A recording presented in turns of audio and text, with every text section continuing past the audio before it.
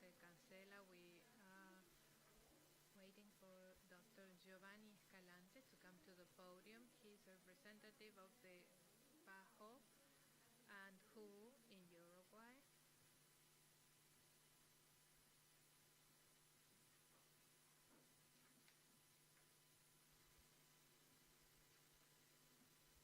So, going back to our topic, thank you for staying. We have important topics to discuss concerning healthcare quality and its measurement. It's a topic that is really very important for all the institutions of UMU. No doubt, Dr. Martinez showed the experience that La Española is carrying out. It's very interesting, and people who came also from Casa de Galicia. This is a very important topic, and we have developed topics that are connected with teaching, and he's a specialist of cardiology, anesthetics, internal medicine. We are convinced that teaching is an indicator and improves quality. We are also in touch with the Galician SER, and we're trying to emulate the evaluation systems implemented by the Galician Sergas.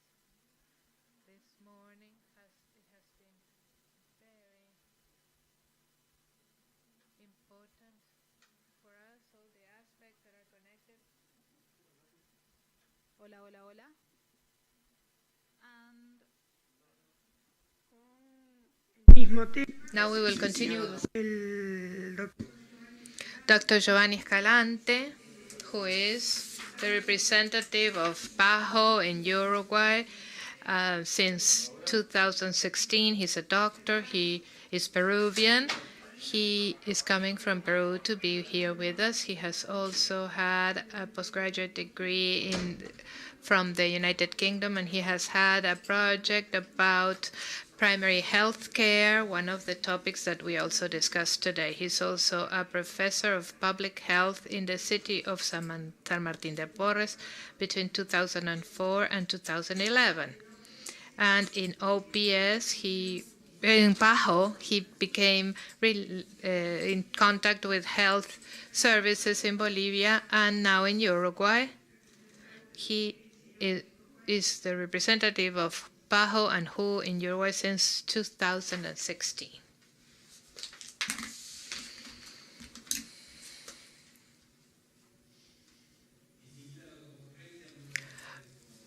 Ladies and gentlemen, good afternoon to all of you. For me, it is a pleasure to share a series of reflections about the importance of what we call social protection, a specific instrument that is the national systems of care.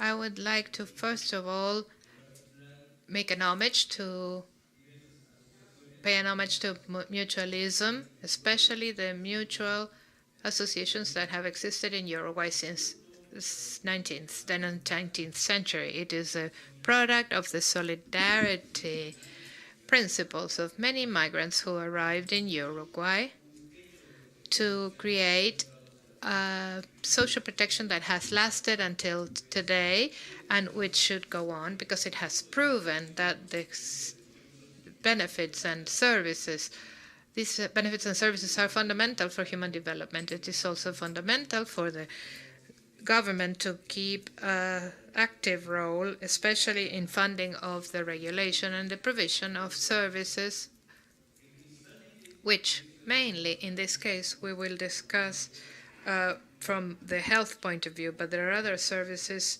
that are very important, as we will see later.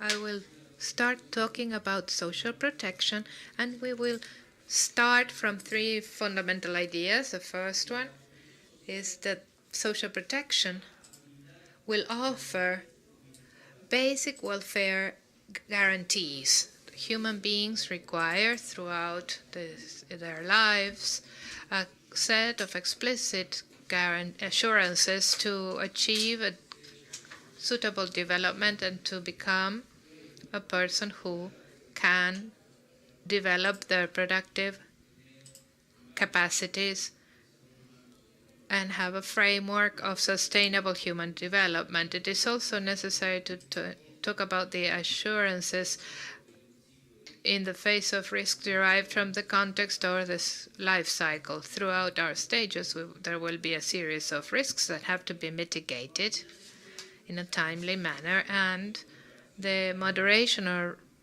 repair of damages that are derived from the materialization of social problems or risks. For example, labor risks that are connected with some types of jobs. The other element is that it addresses not only the risks that are faced by the entire population, such as disability or old age, but also structural problems such as poverty or inequality. And we will see that in Latin America, many countries have not progressed in terms of their ceiling of their social protection. And this is a big challenge because in Latin America, we are seeing a phenomenon that you are probably witnessing, which is migration. We have waves of migration from different countries for different situations. We also have dynamics at the level of borders, and countries must logically ensure that the social welfare systems can be exchangeable. What is the scope of social protection?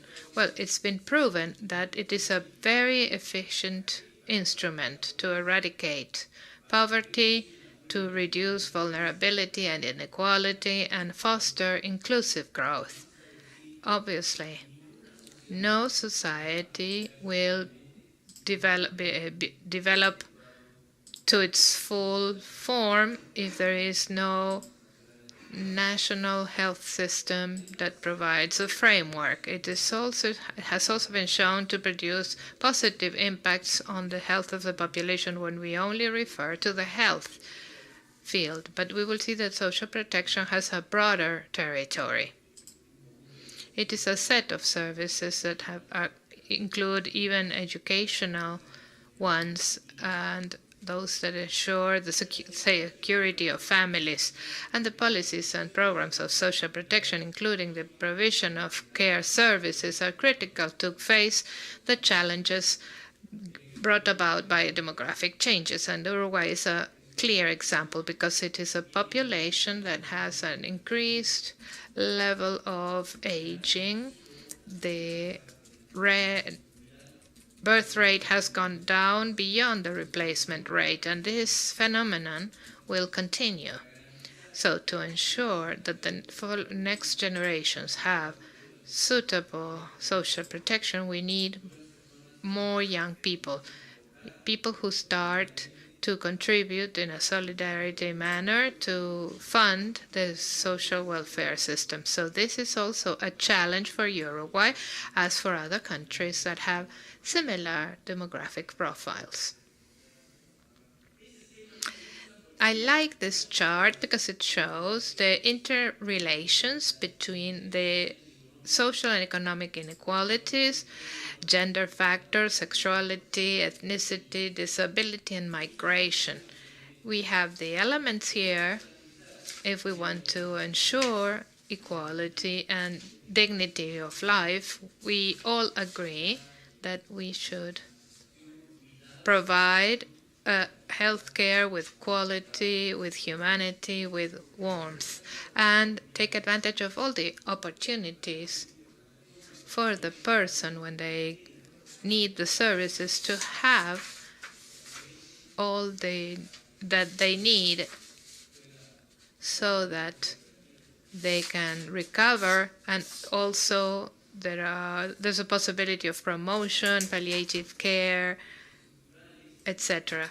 But there are structural aspects that should be considered, such as political and social, cultural, economic structures, and the natural environment, the land and climate change, which is affecting a lot Latin America. And you can check the news and the press and the indicators of the CO2 contamination of water or land. And there's a history behind all this, such as colonialism and the persistent racism that is sometimes hidden and doesn't manifest. But when you ask if there is a problem with racism, people say no. But when you start to analyze social determinants, then you see the inequalities that are evidence of its existence. And then there's also conditions of life. The first years of life are fundamental to ensure optimal development for the person. It is known from the medical point of view that the first 3 years of life are fundamental to ensure that that person will have a full neurological and psychological potential. And if they have a life with care of their families and in a warm and caring environment, they will be able to develop their potential. Also, it is the same in their labor life. If they have the right contract conditions, a contract that has all the legal requirements, that person will be adequately protected. But if there is there isn't a proper contract, that will not be, the person will not be protected. Same thing with older people, the elderly, who is looking after the elderly. We know that in Uruguay there is a care system that is functioning nowadays. Also, revenues and sexual protection, and the issue of violence, and you will see in the newspapers how violence has been growing not only in Uruguay but in all of Latin America. There shouldn't be a lot of difference between urban and peripheral populations. There shouldn't be differences between populations that are in a certain geographic space than in another in a country. And we all agree that it is enough to generate the evidence and identify the gaps, but then we have to go into action. And to go into action, we need good governance, a good framework for human rights. This chart you have probably seen before. It is a chart that allows us to show the complexity and how encompassing the social protection system is. There are elements that are non-contributory, such as transfers, whether conditioned or not, bonuses, subsidies to consumption, emergency jobs, temporary jobs, promotion, and access to social services, like people who are living in the street, and they have a set of services for the time that until they come out of that cycle of precariousness and risk. And then there is the regulation of the labor market, that there are the necessary regulations for work with dignity. For example, salary councils, and then contributory aspects such as the pensions, health insurance, unemployment insurance, and leaves for maternity, paternity, and sick leave. All of this is included in the care system. Now, going into the aspect of health, we have to ensure that we have good quality of services. We need 3 factors. First one is the proportion of free services at the point of use. So everything has a cost, but that cost should be such that it prevents a financial risk for the person. And that financial risk is avoided when there is a free service at the point of use. This person has funded the system through their mandatory contributions of the health insurance, and the government has also funded it. But the idea is to have facility for access to health services. And the other challenge is, how will I be able to expand the set of services that are guaranteed or prioritized? I'm sure that the Minister of Health has mentioned how the minister is trying to incorporate new services to the PIAT of the Integrated Plan of Healthcare, which is the package of essential services provided by the Ministry of Health. And in this case, they are also incorporating other conditions that require the use of the National Resource Fund to expand the services. So they are working very hard on that and how to ensure those conditions or rare illnesses to be also receive care. And the other challenge is how to maintain the maximum of the portion of the population covered. We always have to maintain these three dimensions. Who is covered with what services and with what type of contribution and what level of contribution. There's another factor that we should consider all the time, and that is the level of technology that is suitable, that we will be using to prevent overcharges, for the prices to start increasing. And that is why we will it is necessary to supplement health services. What happens if mutual association starts acquiring a set of technological capacities, but they are not supplementary? Obviously, if it is not used to the maximum, that capacity will increase the costs. Aquí me detengo para colocar un fuerte. I would like now to highlight what we have been working on with the countries from the Americas, actually around the world. We have been working on a strategy that member states have signed out of goodwill, and they have asked us to help. It has to do with universal health. This is a social goal that has been put off for many years because not everyone has access to the services they should. This is why we have talked about access and about coverage. Latin America, given the number of experiences, unlike other countries or regions in the country that belong to the WHO, have the issue of coverage and also of access. But for that coverage and access to exist, we need the right funding, the right financial contribution. We know that this is a combination of general revenues, compulsory contributions that have to do with work, and also mandatory insurance. This is the only mechanism through which we can accumulate the necessary funds to finance health systems. Which is the evidence we have? If we're talking about social protection in health, and generally speaking, I would like to invite you to read in detail an ILO report on social protection in health. It includes very updated information. Please have a look at this and how the set of social protection mechanisms has not advanced at the same pace worldwide. There are still in the world regions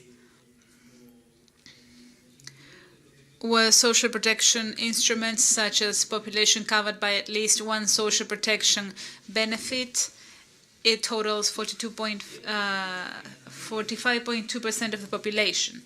There has been progress in the Americas regarding at least one social protection benefit for children, mothers of recently born children, people with disabilities, but not for unemployed people. Unemployment remains a risk factor. So we need to work on labor policies. There is a huge question, and should this be a responsibility of the mutual system? Not really. It is the responsibility of the government, of several ministries, the ministries of social development, in order to guarantee the existence of these benefits. Otherwise, we would be overloading just the health sector. If a person doesn't have the right job or the right work protection, and if they have a disability problem and do not have a care system to help them, then that person's health would be at more risk. So the health sector will be burdened if there is no solidarity from all provided through all the benefits. When we analyze world public spending on social protection, excluding health, because the Ministry of Health has been overburdened in this regard. Clearly, the person goes to them with a health problem, but what we need to do is prevent problems. And to do this, then we need to pay attention to these social indicators. You will see that some countries still remain blank because they haven't provided enough information. Here, for instance, these countries in Africa and Asia haven't provided enough data. Uruguay does have data and a big social spending in this area, as well as Chile, Brazil, the United States, and Canada. As for the ratio of population covered by a social protection benefit, you will see that the Americas rank third, so there's still quite a long way to go. This is why we need to look to the other sectors, the labor sector, the Ministry of Health, of Social Development, all the other social sectors, productive sectors, so that we can have joint responsibility.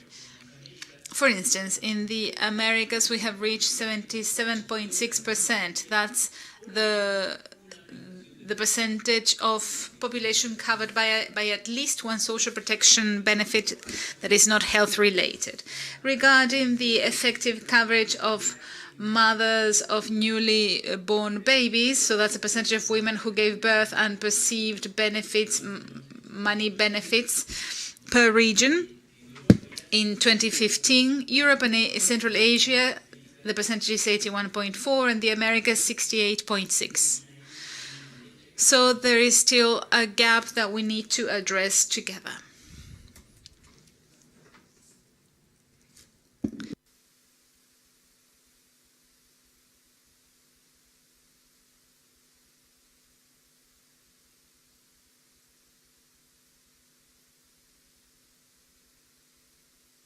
Y luego también tenemos que mirar. We also need to study other fundamental aspects. For instance, the number of countries with people with per capita income lower than 50% of the median figure. That is to say, which is the percentage of the population that does not have a decent and sufficient salary. They will be at risk as well. You will see that there are countries that are doing well in this regard. For instance, Uruguay. If you have a look at this, you will see that it's next to Argentina, Chile, Salvador, Ecuador. They have a lower proportion of at-risk population in this regard. However, there are other countries with higher risks. Surprises, for instance, Brazil, Panama, and Colombia, that still have people with per capita income lower than 50% of the median figure, and that poses another risk. Regarding 15 Latin American countries that do have data systems, and we see the classification of countries according to poverty rate and extreme poverty rates, we will see that the countries that have a better performance are Chile and Uruguay, because they have extreme poverty rates lower than 15% and poverty rates lower than 15%. Most countries that are between 13 to 10% and 5 to 10%, and there are still countries that have poverty rates higher than 35%, for instance, Mexico, Bolivia, or Honduras.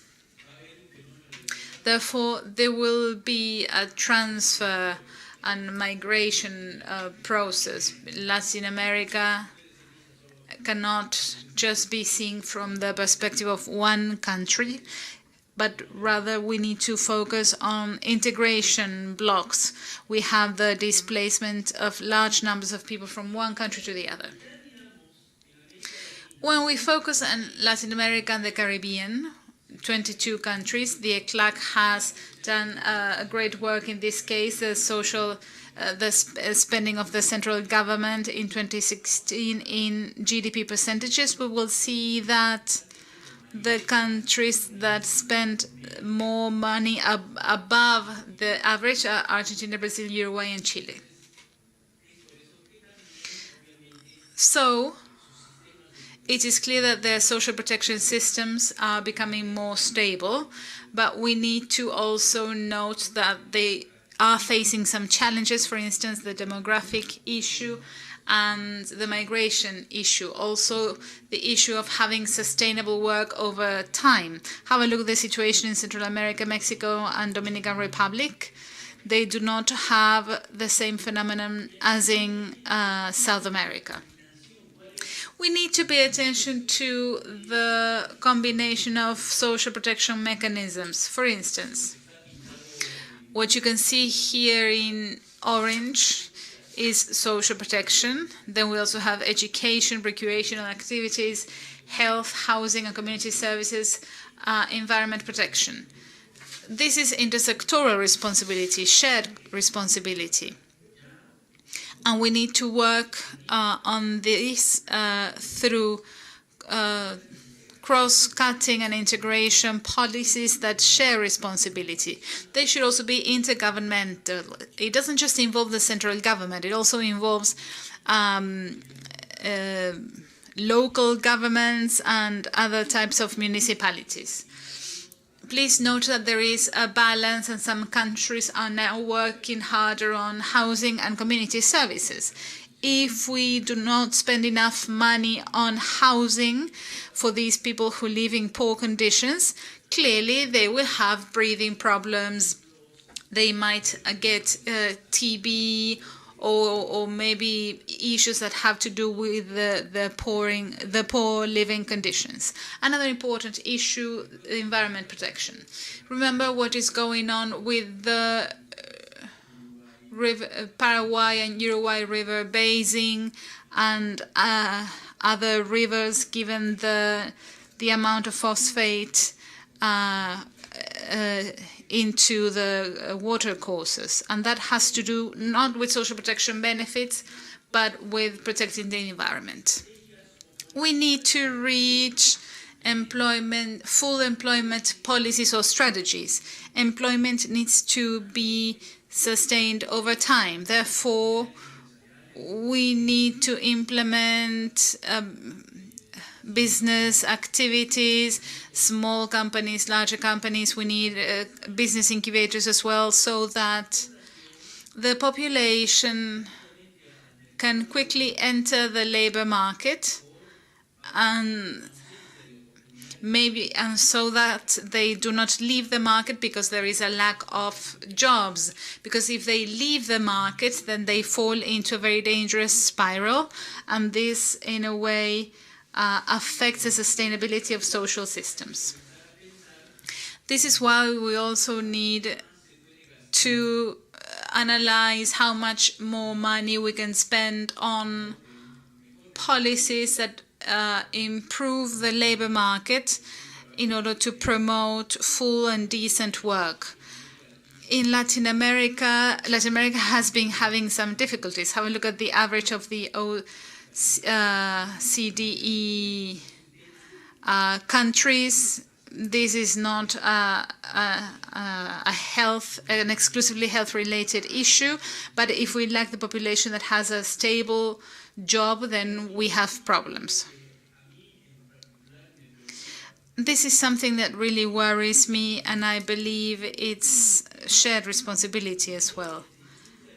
Young people aged between 15 and 19 that completed primary, secondary, and higher education according to age group in percentages. So in blue, you have the young people aged between 15 and 19 that completed primary education.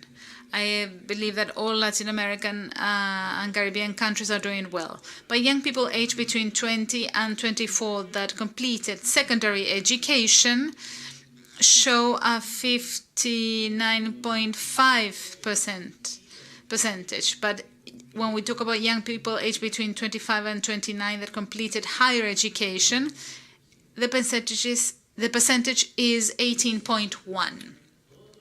And that is happening in all the countries in Latin America and the Caribbean. That's a serious risk to the sustainability of the mutual system, of the social protection system, of the universal coverage, universal health coverage and accessibility. Because if no one makes contributions, who will support the system? 5 countries have studied in depth what happens with the young people aged between 15 and 29 who do not study or work. Do you remember this group of people that do not work and do not study? And that's the problem. The evidence shows the following. Let us just have a look at the simple average, because comparisons are not that useful in this case. Man who is not of indigenous descent or African descent, 13%. Women who is not indigenous or nor African, 23%. Women of African descent, 34%. So you will see that there are still some discrimination issues. In the morning when you said that no one should be left behind, the SDGs and all that, and we display the 17 goals, this is what we need to focus on, because there should be equal opportunities for all of them. Otherwise, we will know that we will know who the most vulnerable people will be. Therefore, we need to promote double inclusion policies, labor inclusion and social protection inclusion.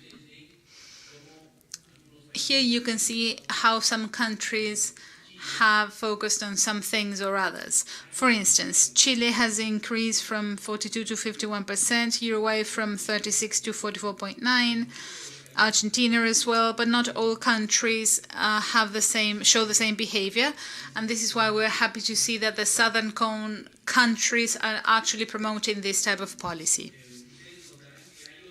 You will see that there is a further challenge in double inclusion, social inclusion and exclusion in urban or rural areas. This doesn't happen in Uruguay because there is no rurality, but in some countries there is a clear difference between the rural areas and the urban areas. Well, to conclude and to see the recommendations, if we compare the mortality rates of children under 5 according to the coverage of the social protection programs for the population for the poorest quintile in American continent people as of for the year 2014 or more recent data, you will see how countries have different performances. Have a look at this. The countries that invest more money in social protection and therefore have the lowest child mortality rates. Therefore, they should continue implementing and promoting these policies. As you will see, there are some countries that do not have the right percentage of population in the poorest quintile with social protection programs, and there you will see that they have the highest child mortality rate for children under 5. So what is being done? we have a very strong instrument where all the countries of the Americas have accepted an agenda for the health of the continent for 2030. This includes the SDGs. What are they talking about? Equitable access to comprehensive, integrated, quality, family and community-centered health services. So it doesn't have to do with something classic. I'm not just going to wait for patients to come. No, that's not the case. My comparative advantage is that now I need to go out to the community and I need to identify potential risks and I need to prevent that health condition so that I don't get a patient who had high blood pressure with a heart attack or a stroke, because I will be detecting the risk before the patient has a condition. And I also need to make communities and families co-responsible by educating them. So there we need health education, advice as well. I'm sure that mutual associations are working in this regard. I have been reading their websites and I have seen some reports and I'm very happy to see all that. For instance, there is an app that lets me know when I need to take my medication, when I have a doctor's appointment, whatever. And that's very important because costs of healthcare will be reduced because the person will not be as ill because they will already have the necessary information. And this is why we're working with the Ministry of Health in order to have an information platform for users. For the people that want to have more information about their health condition. The more information the people have, we provide them with practical tips, etc., the more we will prevent. And there is the other objective, which is to strengthen the governance of the National Health Authority as you promote social participation. It's very important to have very strong health ministries that can also work with this logic that is shared by other ministries. There's a strengthening and of management and development of human resources for health with skills that facilitate a comprehensive approach to health. And there, I will not explain because I know that you're working a lot of strategies and I would like to visit you and hear from you what is working well so that we can promote it. About funding, yes, we all agree, and the issue of essential medicines and vaccines, just like other priority health technologies. I would like to stop here because here we should introduce the idea of evaluation and incorporation of the technology, the health technology, not only for medicines, but also for the medical devices, for protocols, for guidelines, etc., to prevent excessive clinical variability, to prevent over expenses and price increases. This is very important work and there are firm steps in your way and other countries. And I imagine that in the morning, Minister Basso probably mentioned the aspect of corporate purchases and the Mercosur agreements. Another topic that has to do with borders and is very creative, I invite you to continue working on this, is the platforms of information systems that can go 2 or 3 steps further than what's happening with our captive population, our loyal population of people who are in mutualism. And this is to strengthen information systems for health so that we support the formulation of policies and decision-making based on evidence. Because if my database of the user population and their behaviors is available to me, then I will be able to say, well, this policy that is working can be supported, but not this other one, because look at what's happening. So information is power. Information is now very necessary, and you work with huge databases. And I think that through this initiative of Salud UI, Health UI, you can give a technological leap that will be very beneficial for the Uruguayan mutualism and for Argentina, Chile, and further. Then we should also develop capacities for generation, transfer, and use of evidence and knowledge about health by promoting innovation, research, and the use of technology. So I think it is worth talking about this exchange of capacities and supplement or complement capacities with other countries.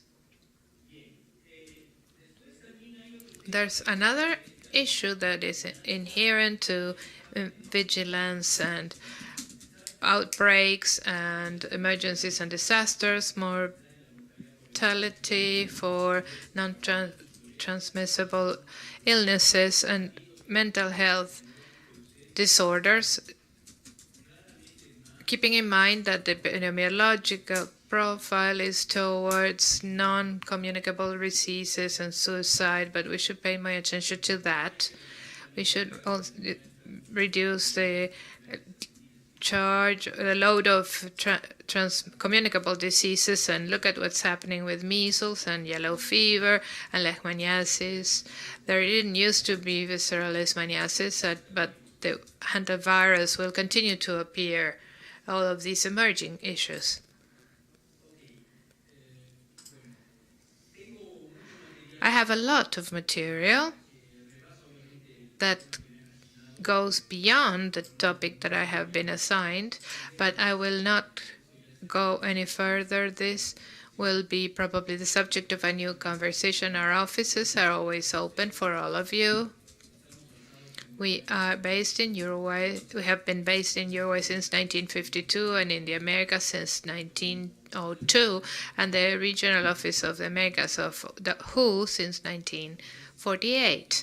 So we are available if you need collaboration, if you would like to propose working together. We are very open to that, and you can have further information in the future, and we might call on a conference for this topic for those of you who want to go into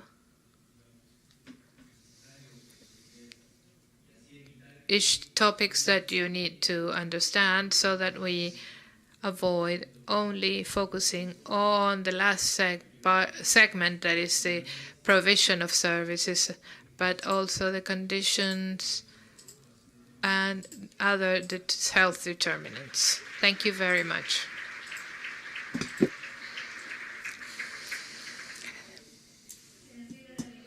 So we will, as a token of our appreciation, we will give a gift that will be delivered by the treasurer of AVMA.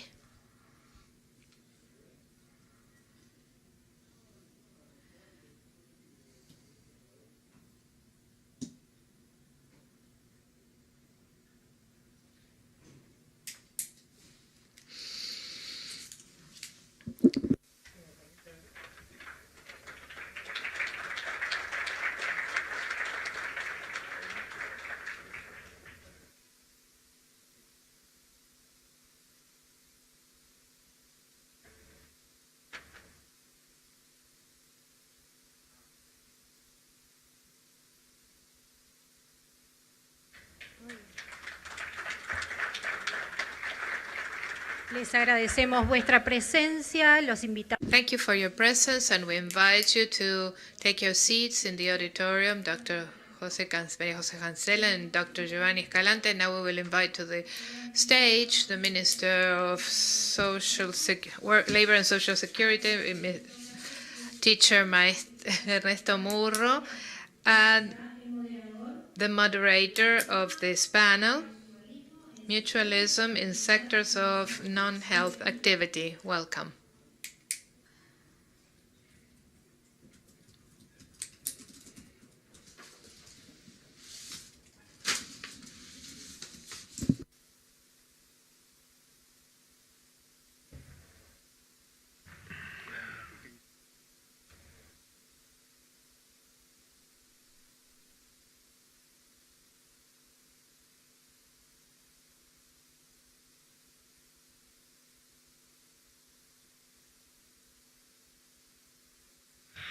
por favor. Please. Good afternoon, friends and national authorities and representatives of mutualism at the national and international levels. It's a pleasure for us to be at this table with the Minister of Labor and Social Security, whom we consider a friend of the social and solidarity economy. And we have his CV. He's very well known, but he has represented social economy not only as a minister. He was a president of the Social Welfare Bank, and he was a representative of the workers, and also he's a teacher, and he has been a politician all his life, so he doesn't need any further introduction, and he will now give us the benefit of his words. Good afternoon, everyone, and welcome to the participants who are coming from other countries in the region, and congratulations for this international conference on mutualism.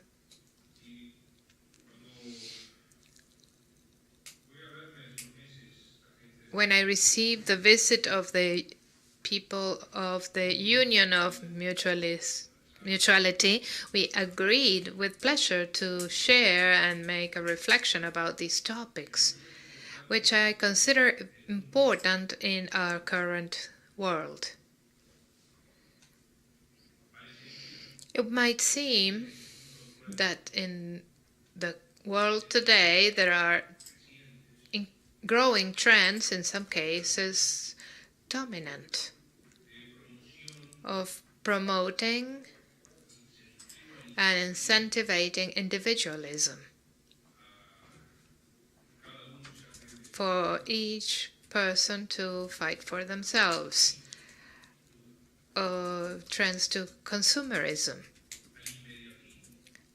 also to immediacy. We want everything right now. And when we reflect about these concepts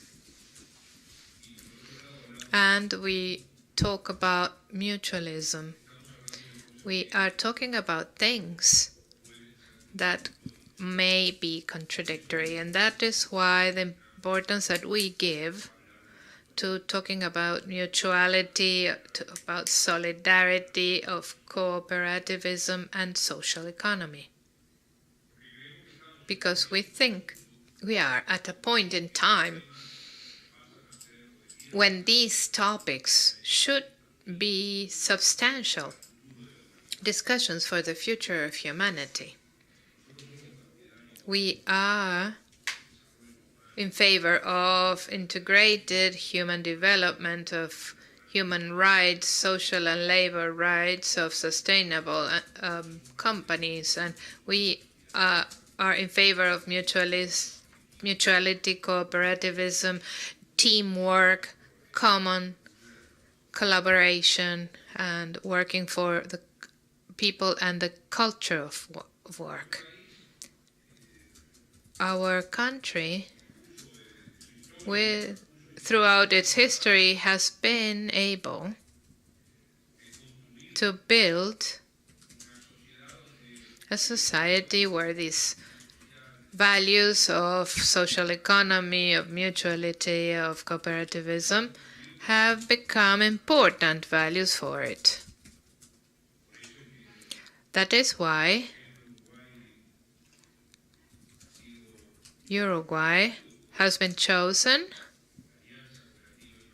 by the International Cooperative Alliance as an exemplary country because of its cooperativism law, its Institute of Cooperativism. Uruguay is a country that throughout its history has built a social protection system that includes health and considers all these realities.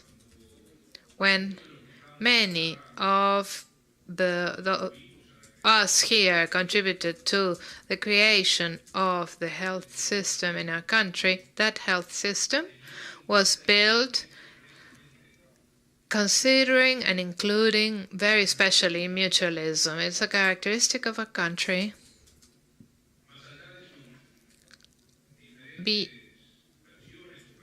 In spite of its different perspectives or versions. But if we think about institutions that are 160 years old or over, if we think about the meaning of these concepts, and when we analyze and see that we have an integrated health system at the national level that is continually being built and improved on, and we will never think that we have achieved our objective, but this health system was created in relation to directly to the national social security system, and this was an option that we had.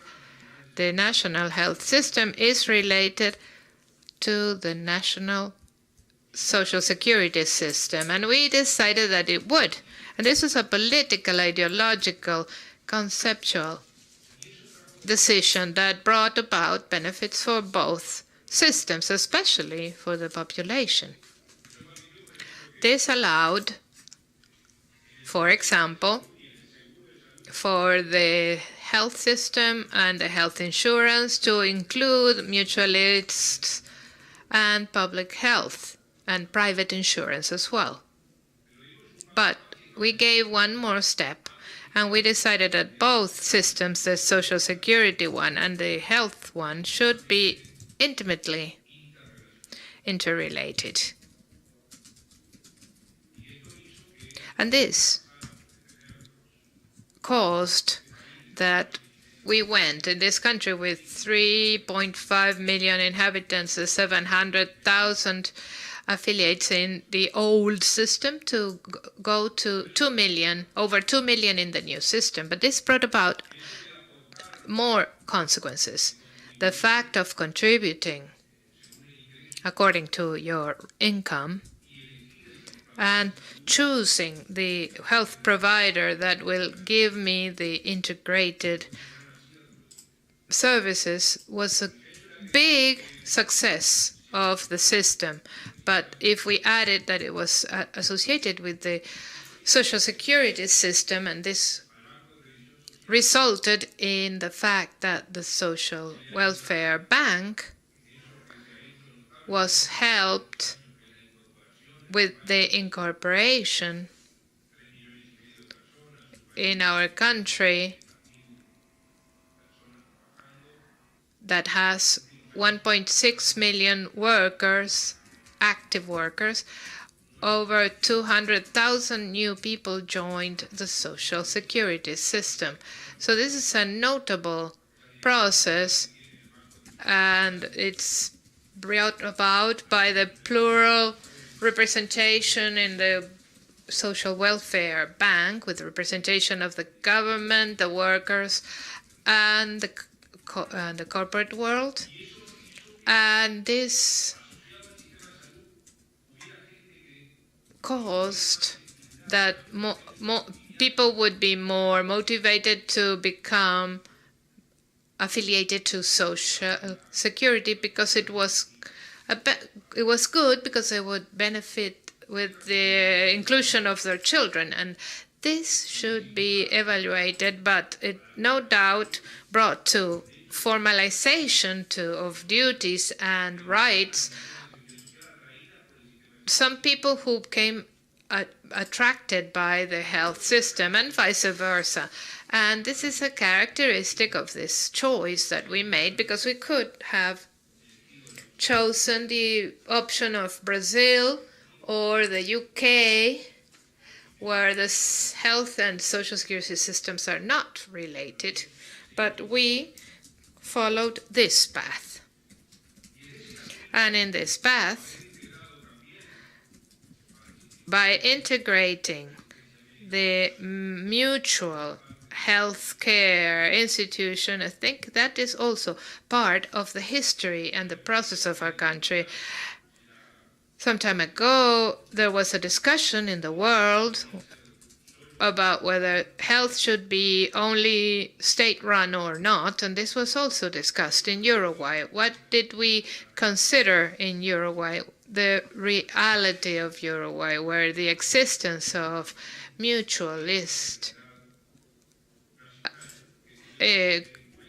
services was something that we should consider at the time of designing the system. This opened the doors for us to think how the National Resource Fund works, and this is an experience that you have probably heard about, which is quite rare at the international level, but that also has a solidarity funding, like the social security system. Todos ellos sistemas mixtos, además.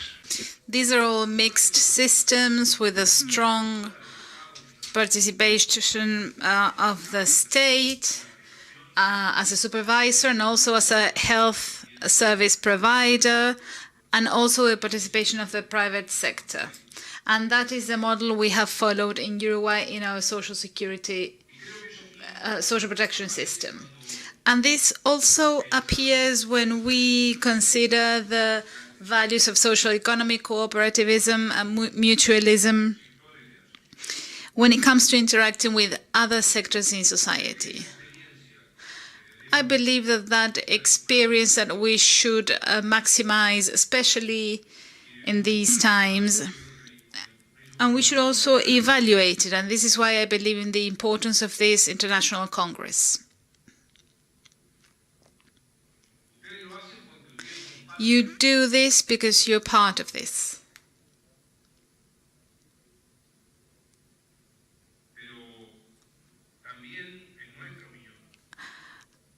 Also, we believe that you are doing something which is very important for the future of the country, and I would like to add that you are playing a major role in the worldwide struggle.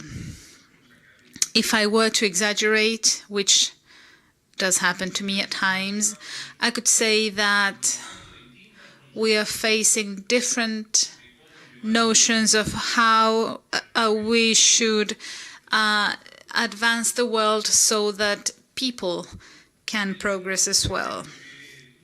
In this world where we see that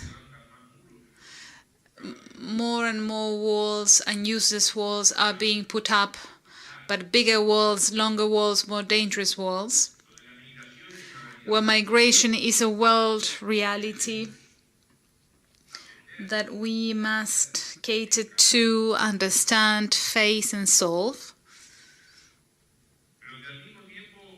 At the same time, we are repeatedly told that we should each do our thing.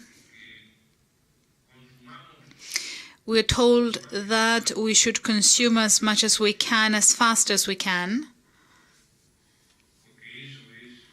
because that's the objective of many people, or that is what they're trying to tell us is what happiness is about.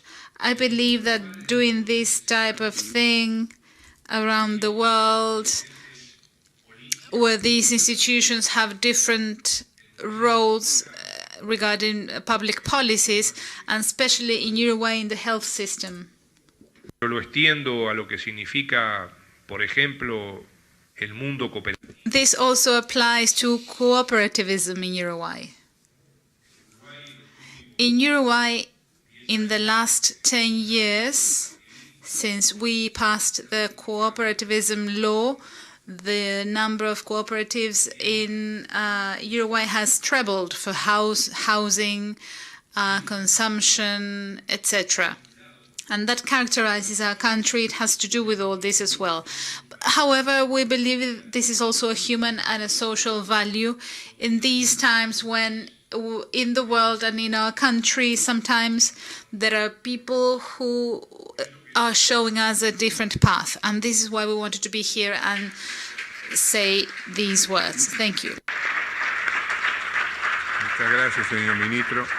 A continuación tenemos algunas palabritas de la señora Bennett. Thank you, Mr. Murro. Now we have the following words. We would like to acknowledge the work of the minister and we would like to present him with a gift. Beatriz Pérez Monteros will present the token of appreciation. Thank you for your words.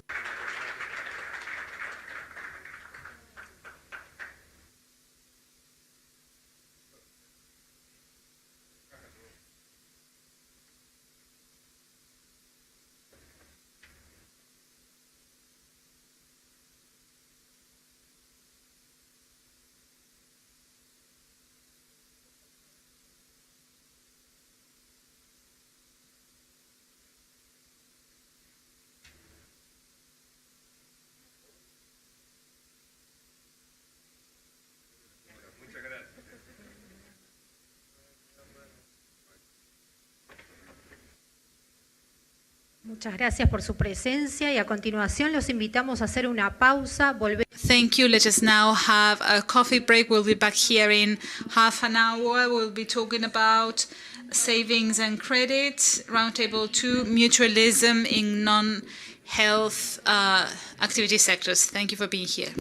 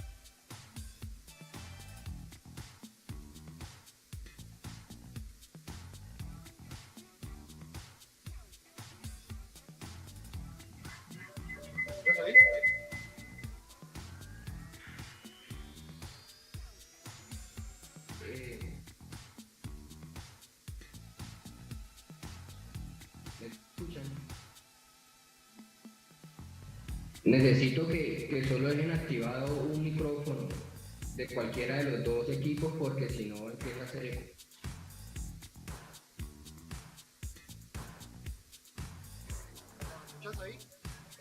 aquí lo escucho. Entonces, ¿Ahí me escuchás?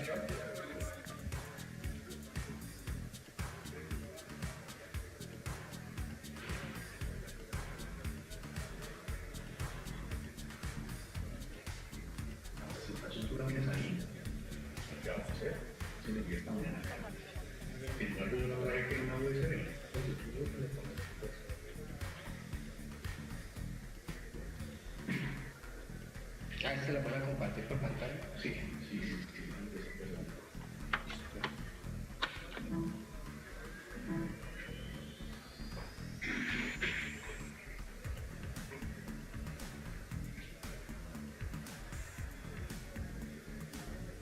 ¿Ahí me escuchan bien ahí? Sí.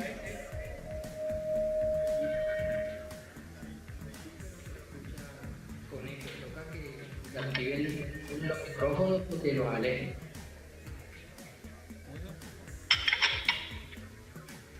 Aquí está, ya se me quedó una USB a mí, aquí una placa ahí. Sí. ¿Usted lo tiene? Sí, señor. Ah, ok.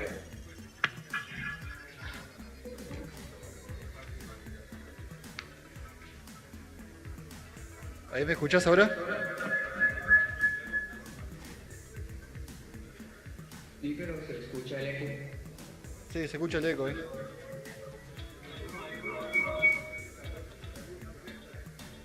Creo que hay un volumen. Un micrófono está alto, o el tuyo o el mío.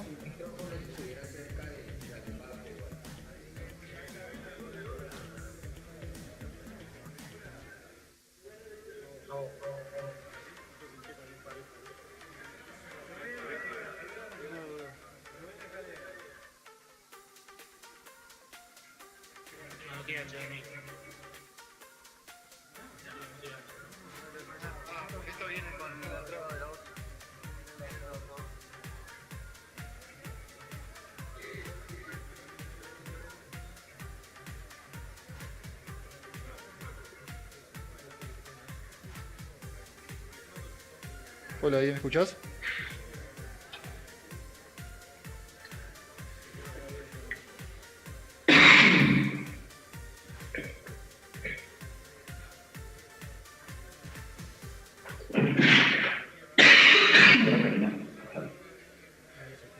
Ahí sí. Porque estaba activado el volumen, estaba activado el micrófono de esta y me estaba haciendo el... Eso para saber yo. Tratando del otro, de arriba como... Sí, correcto, pero yo creo que pero hay unos temas. Sí.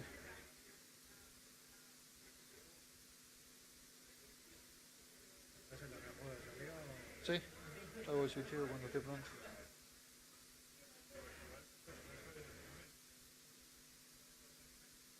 Voy a controlar en cuanto lo hagamos. Dale. Es que ayer, por ejemplo, en mis ideas en los fondos,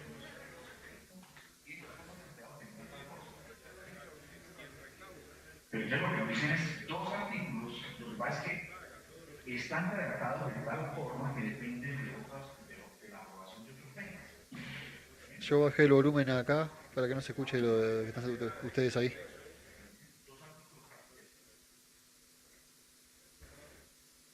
Sí, 2. Hola, hola, hola.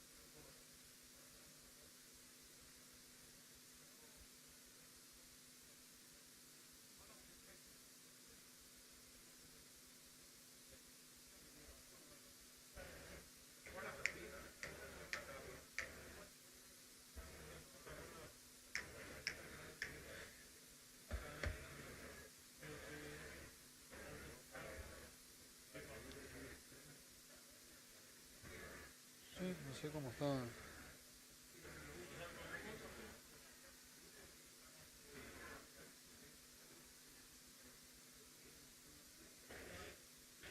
¿Ahí me escuchás?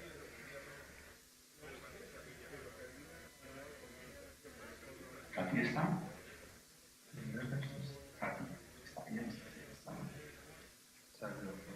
¿Ahí me escuchás tú?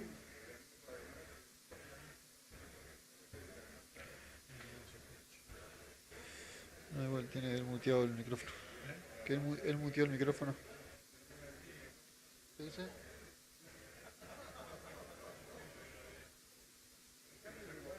Ah, no. Él sigue.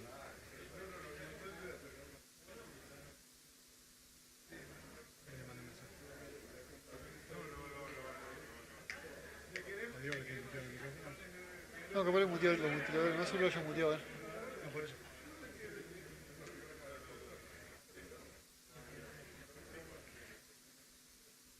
No escucho nada. ¿Ustedes escuchan?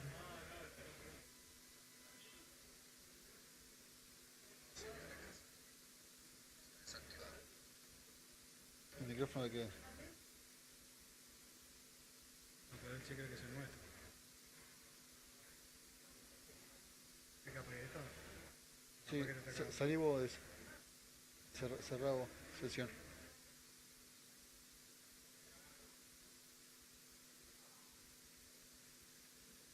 Ahora quedaste con Gustavo solo.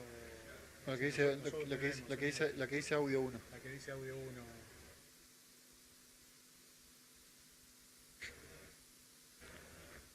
Hola, hola, hola.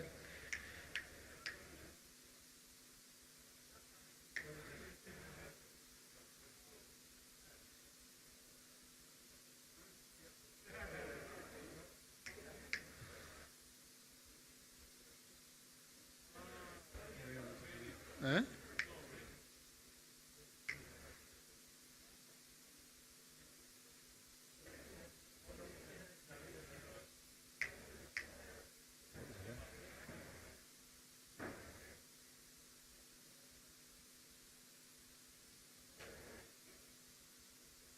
No, recién le llamé.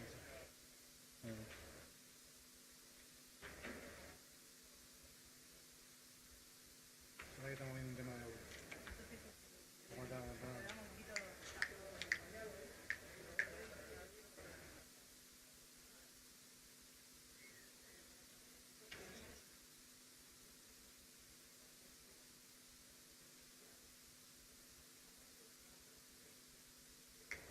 Acá me pica ahí.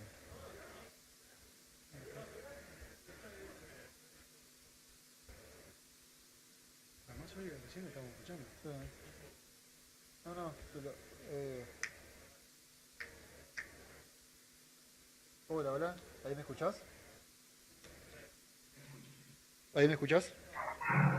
Sí, sí. Ah, ahí ya estaría entonces. ¿Listo? Sí. ¿Ustedes? ¿Bien? Sí, en 5 minutos.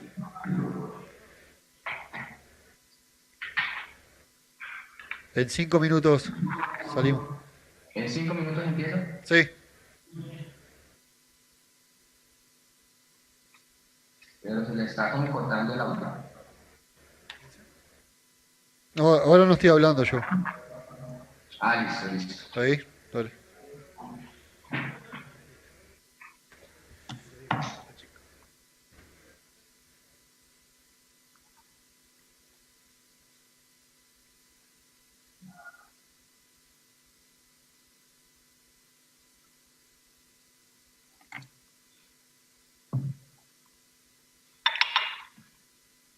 ¿Y ustedes van a activar alguna cámara de video? Esta máquina justo no tiene cámara. Listo.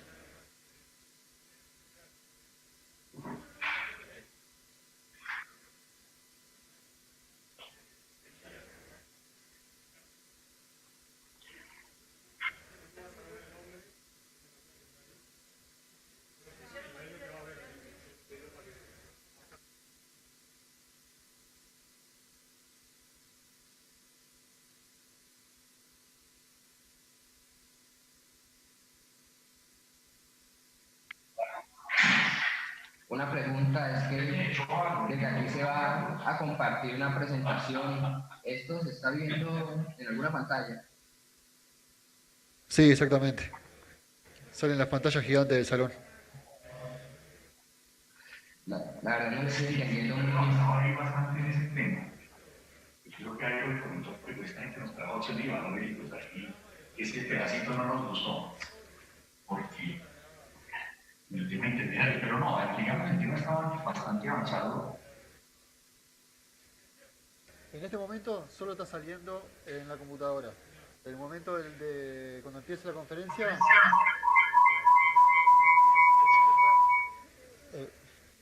el momento de la conferencia va a salir a pantalla gigante.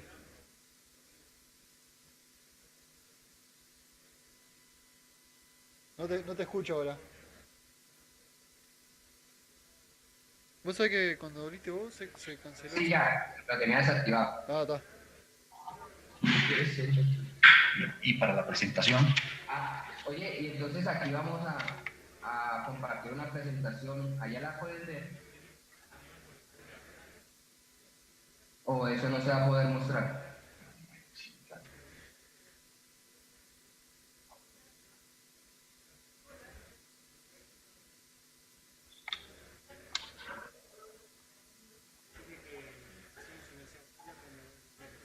Sí, porque no la presenta ahí, trata de presentarla. A ver si lo la ven allá. Sí, sí, entiendo. Lo que digo es que no sé si ellos están reflejando el video para la gente. Sí, porque yo necesito ver acá. Sí, exacto. Me apoyo, pero entonces como la grabo. Acá. Ya. ¿Qué quiere decir? Cuando ustedes estén pronto, escribile por la web, porque están hablando de ello ahí.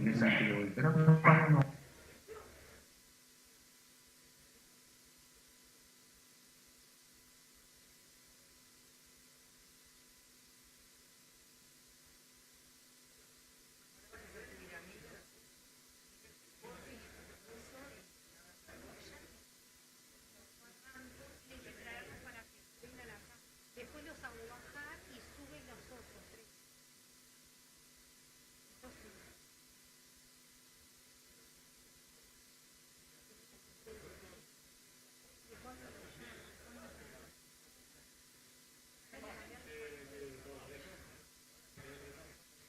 No, yo sé dejarla acá para que ellos vean solamente o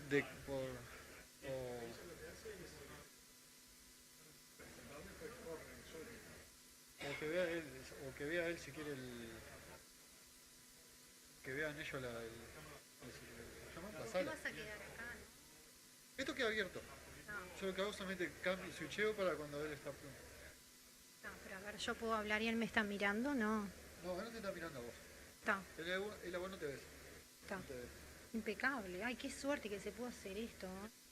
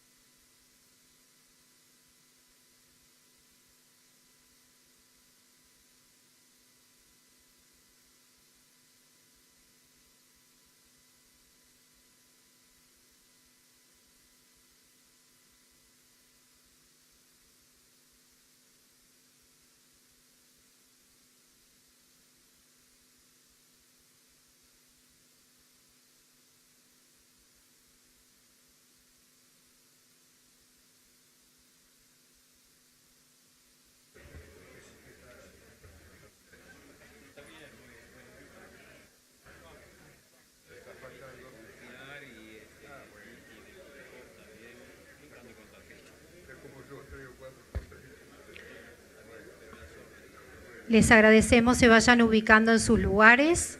Please take your seats.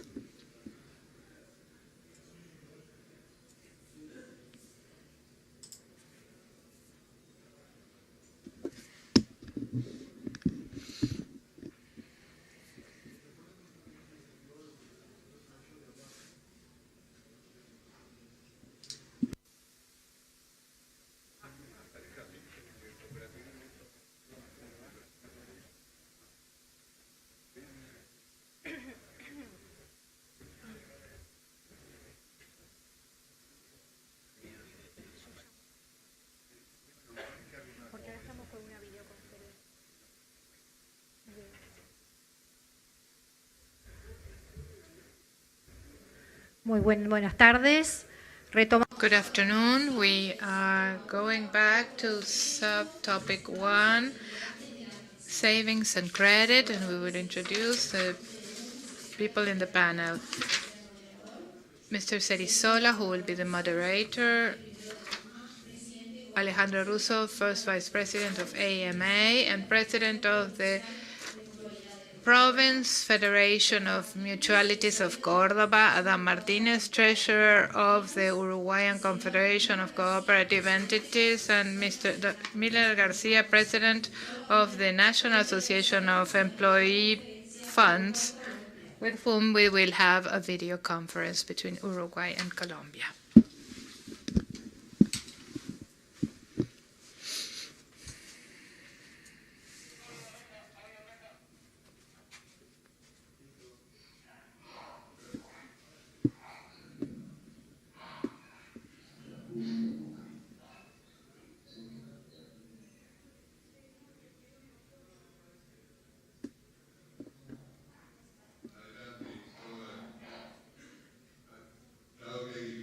Because there are some communication difficulties, we will be listening to you very carefully.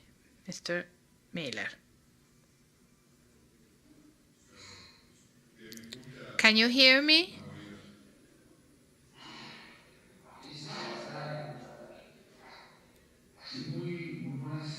Good afternoon.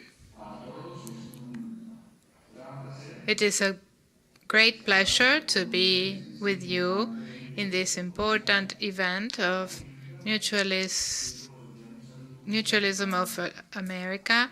I'd like to send fraternal greetings to the representatives of AMA and especially to Dr. Elisa Torrenegra. Elisa is a very important manager in Colombia and leader, and she also helps us give a very good image. And I would like to present you with an important model in Colombia that are the employee funds.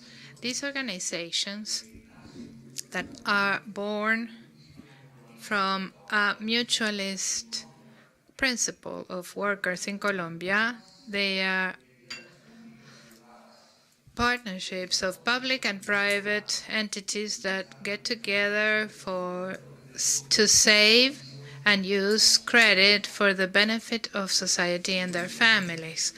The origin of these important organizations was consolidated in Antioquia by the famous organizations that were family and friend organizations that saved to then distribute the savings in December, which is a big tradition in Colombia. The companies saw that this tool was so important that they wanted to join it, and they started helping the creation of employee funds at all levels and all the companies in Colombia as a single model, a unique model worldwide. The employee funds, they are cooperatives and mutual associations of the organizations and of companies in Colombia. In our country, there is an employee fund whenever there is a company that has been legally established in Colombia. in 1938, the first employee fund was created in Colombia by the Republic Bank of Colombia, and the pioneers of employee funds were from the financial sector, such as the Bank of Bogotá, Commerce Bank, Bank of Santander, and companies such as ESO and IBM that had the initiative to help their employees create employee funds with the intention to promote savings, leveraging savings and credit services. And 30 years ago, in the government of President Emilio Barco, there was a regulation that was issued to provide a legal framework for this organization. The only trade union in Colombia that represents these organizations was created in 1981, and we currently have 5 important regional branches in Antioquia, the headquarters in Bogotá, and the coastal region, the Enteca region in the city of Pereira, and the western region in the city of Jara. I would like to show you some important figures of these important organizations. We have a superintendency of solidarity economy that regulates these entities of social and solidarity economy. They are forums at the highest level of supervision and 1,200 funds at the third level of supervision. The level of supervision is based on the importance of assets and the number of associates of each one of these organizations. There are 1,500 funds that have been legally established in Colombia. In the Antioquia regional, there are 221. In the Caribbean coast, 213. And in Western regional, 273. And they group 1,079,000 employees. And the importance of this figure, 1,070,000 workers or formal workers in Colombia that are associated to these important mutualists of the solidarity economy in Colombia. Some important figures. The assets managed by these 1,500 employee funds are approaching $250 million, and the placement of the investments of the portfolio is about $2,000 million. The liabilities, that are the savings of the associates and members of these organizations, is about over $2 billion, and sight deposits that are over $1.8 billion. The equity of these organizations, its own capital, is about $942 million.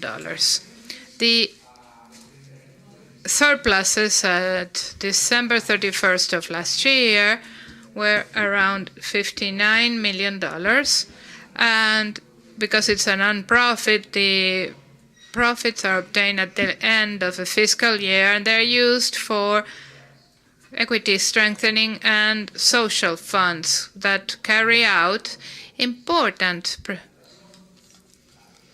uses such as education, recreation, social welfare programs, and health programs. It is important to point out that the employee fund has an important work of economies of scale because they make very important agreements such as prepaid health care for its associates, and through the economies of scale will offers very important benefits for this 1.7 million employees. With the number of users has to multiply that figure by 3, so there's over 3 million people that are connected to these important organizations of the social and solidarity economy in Colombia. And I wanted to participate in this event and show you some figures that are so important figures of this solidarity economy, and the employee fund that is consolidated in the country with a mutualist principle that involves more participation, and it has a great importance within the Colombian society. I don't know if you have any questions that you would like to make. I would be very pleased to try to answer them.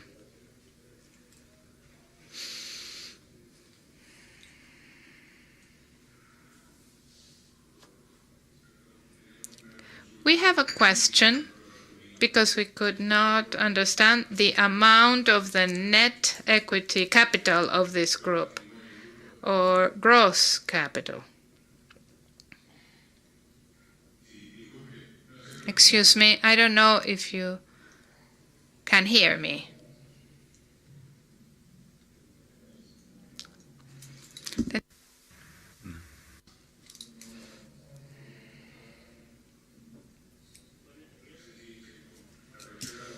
Can you hear us?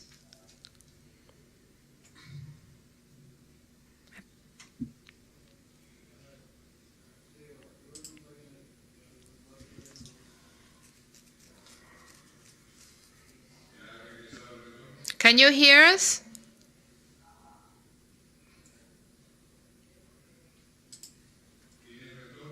Can you hear us? Net assets of these organizations are $942 million. $942 million.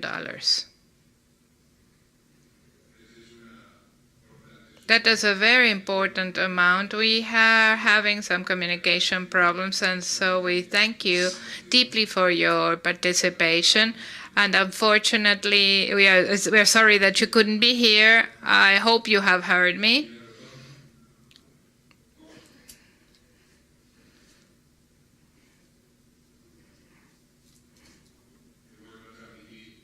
So I repeat that I don't know if you can hear us, but we would like to thank you.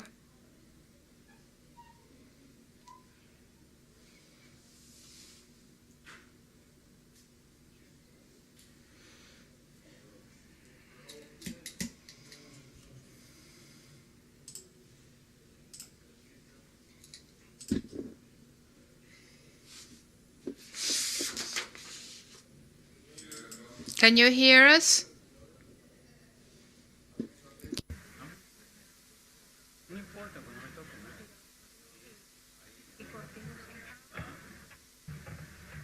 ¿Que cortemos? Sí, bueno, pero le hicimos una pregunta y agradecerle lo que digan, si cortamos, cortamos.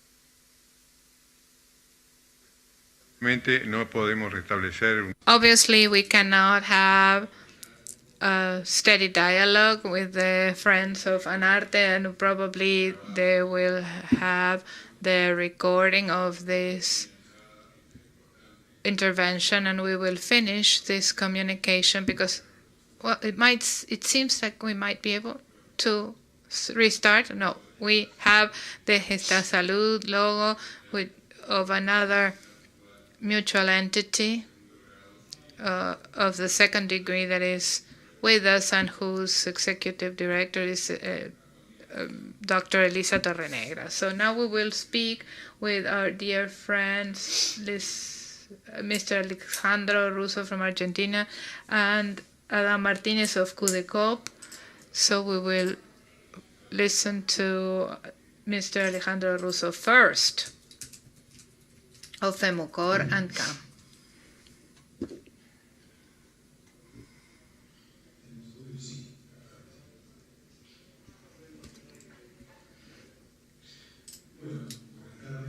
Good afternoon, and thank you.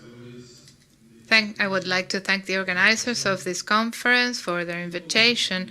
I would like to say that initially I had prepared a presentation and about the service of savings and credit of the Republic of Argentina in the case of mutuals, but I want to apologize because throughout the conference I have felt that I should change that presentation, and I think it would be more attractive for all of you, instead of a very technical presentation, to see how the service of savings and credit can be applied to health, how it applies, how the product of this service is applied to other mutual services. And I would like to contextualize the service of saving and credit in Argentina. As you know, Argentina has a mutual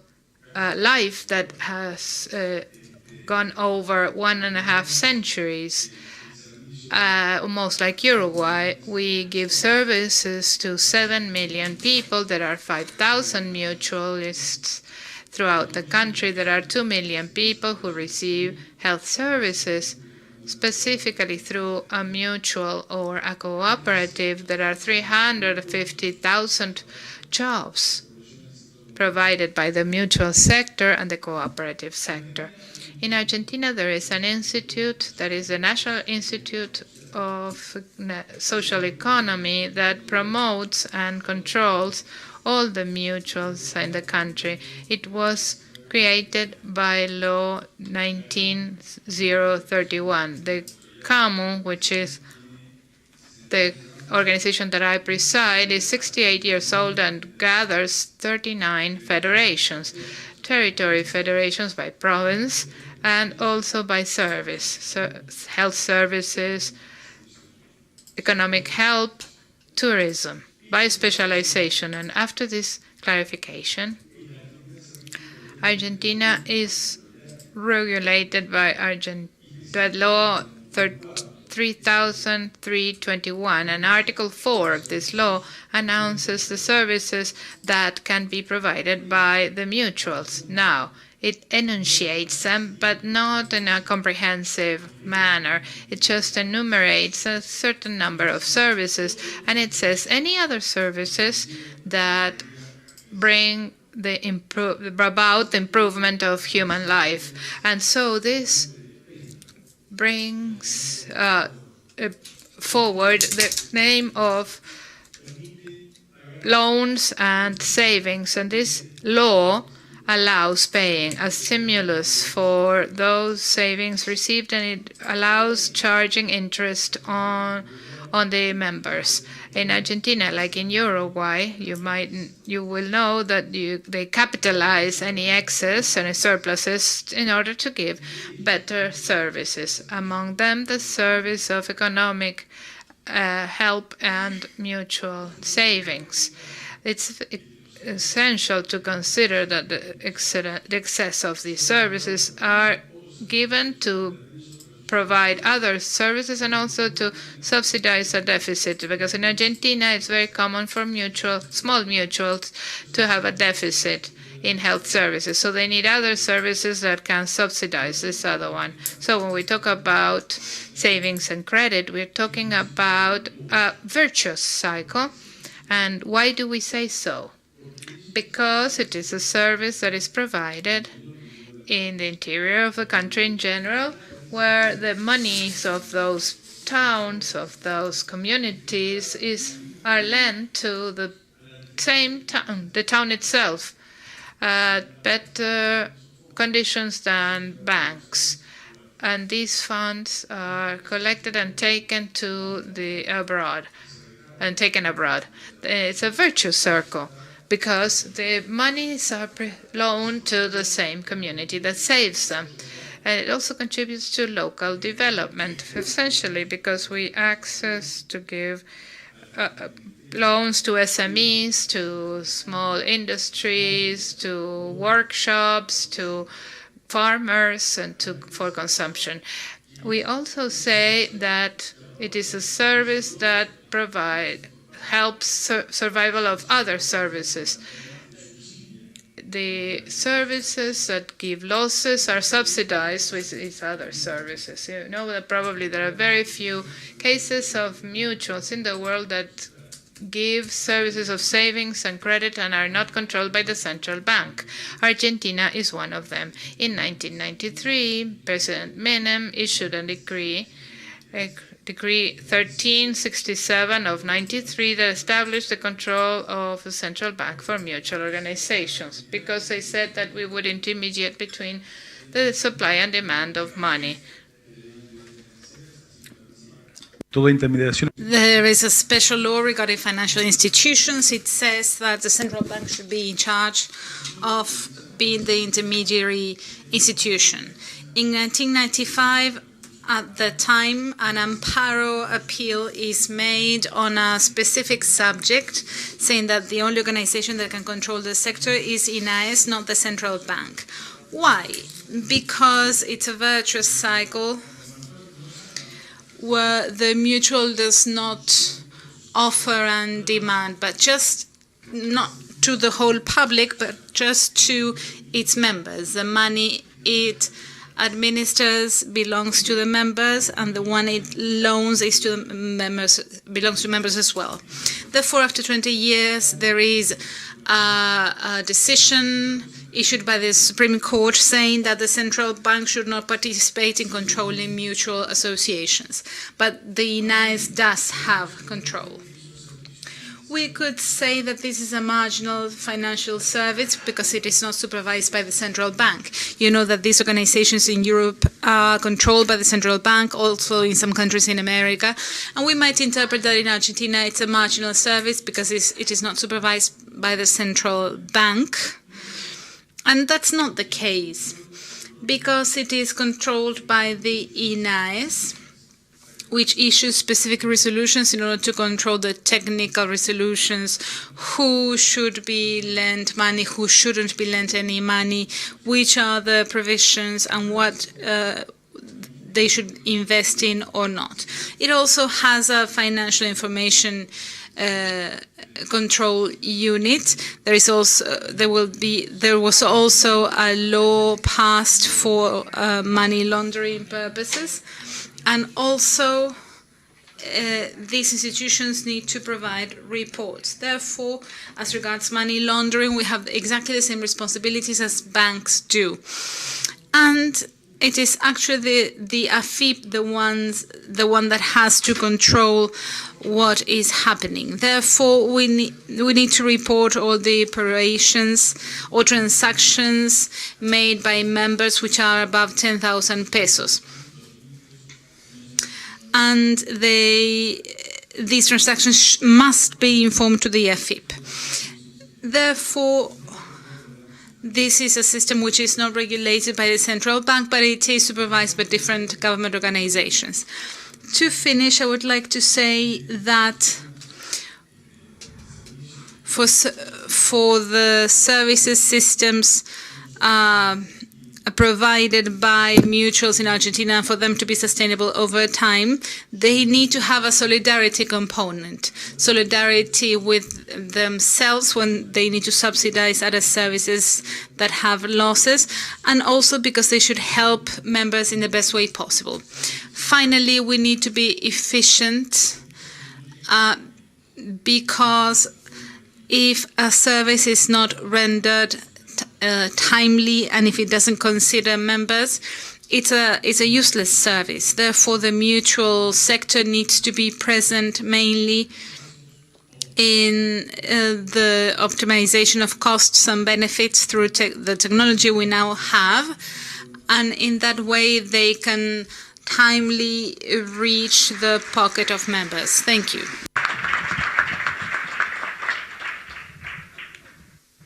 A continuación, el amigo. Now we have our friend, treasurer of the Uruguayan Confederation of Cooperative Organizations, Martinez, will address this audience.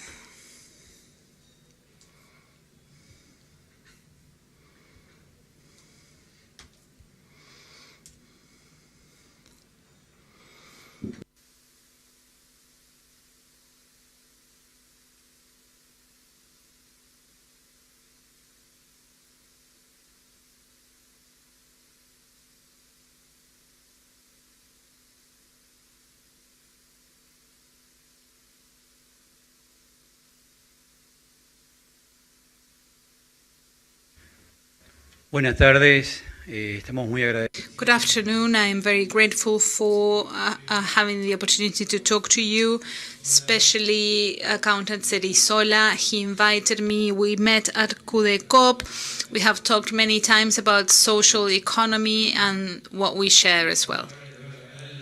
I can see your faces, and I'm sure you do not want to listen to too many words, so I will be brief.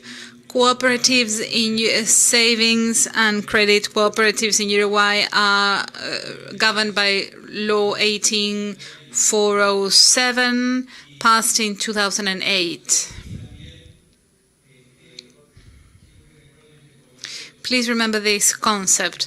Cooperatives are autonomous associations of people who gather voluntarily based on their own effort and mutual help in order to meet their economic, social, and cultural common needs through a joint ownership company which is democratically managed. Any legal economic activity may be organized and developed through an entity created under this law. Values and principles universally accepted. They are enshrined in this law, Article 7. They are very similar, or I would say practically the same as those for mutual institutions. What is missing here are the values in the law, but they are the same ones we share with mutualism. Article 162. It defines savings and credit cooperatives. They aim to promote, to encourage its members to save and to provide credits and other financial services.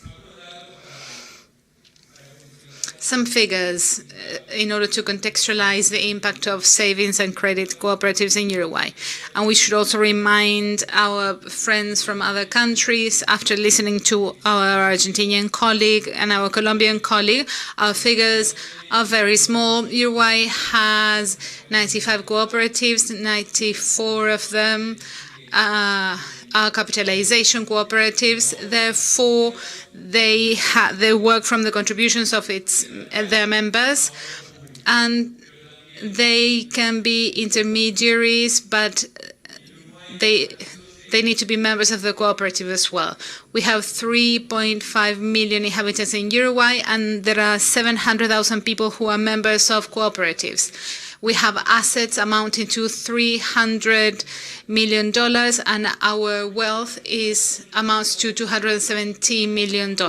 Our participation in the financial market is reduced. We account for 1% of the market, and the average of the loans awarded is 20,000 pesos at a 45% interest rate. How do cooperatives work? How do savings and credit cooperatives work? They aim to promote, to encourage members to save so that they loan money. There needs to be feedback in order to strengthen their position, and its financial charges are the minimum ones in order to be able to work properly, to pay taxes, to pay for education, to have capital, and to absorb losses. Whatever surplus that may go beyond the interest rate needs to be returned to members. They are non-profit organizations. There are no profits, but rather the fair price to provide a service. Please remember this concept of cooperatives. Cooperatives provide services and fulfill economic, social, and cultural needs of its members, and they do not aim to obtain profits. Challenges of Uruguayan cooperativism: improving the management, diversify the services provided, achieve changes in regulations in order to promote the financial consolidation of cooperatives, especially those of capitalization, and to recover market share. There were several financial crises in Uruguay, but we need to remember that the 2002 crisis really had a strong impact on our society, especially on the financial system. At that time in Uruguay, savings and credit cooperativism was very strong. There were 2 cooperative banks, 11 cooperatives that could be financial intermediary institutions. But then there was this 2002 crisis that really affected the whole banking system and actually weakened the whole system and eliminated the 2 cooperative banks. Given our principles and values, whereby we try to provide a financial service and other types of service so that the population can live a better life and access services, we aim to overcome these challenges so that we can have the development and impact on the financial system that we do not have nowadays. Thank you.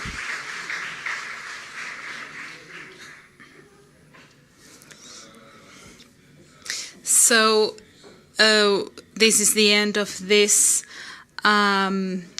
subtopic. Now we are going to award the presents. Thank you to the representatives of the AMA and the UMU. Thank you to the speakers for your presentations. So we have a present for Licenciado Russo. Y el señor Adán Martínez. And also Mr. Adán Martínez.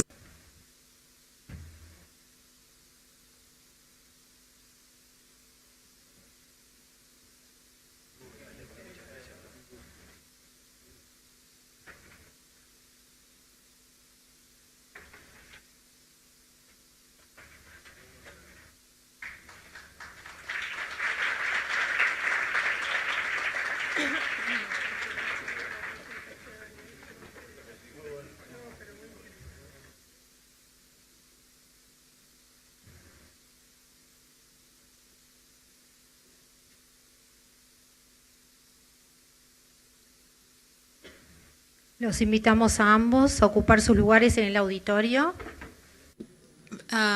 We invite both of you to take your seats. Thank you for being part of this panel. Y estamos llegando casi al final del Congreso en el día de hoy. Vamos a presentar el So we're nearing the end of the Congress. Now we will be addressing subtopic 2, tourism and services. Please, can we have Mr. Mauricio Muñoz from the Social Tourism Area, the Ministry of Tourism. Also Mr. Jorge Tomasi, President of Automóvil Club del Uruguay.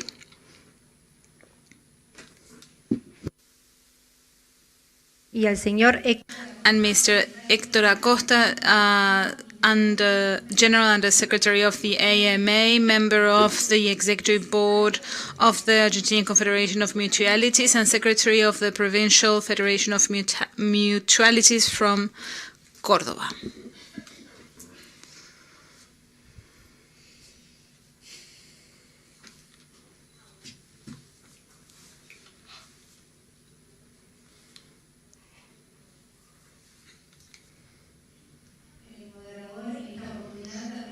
The moderator will also be Accountant Darwin Cerizola, who will introduce each of you.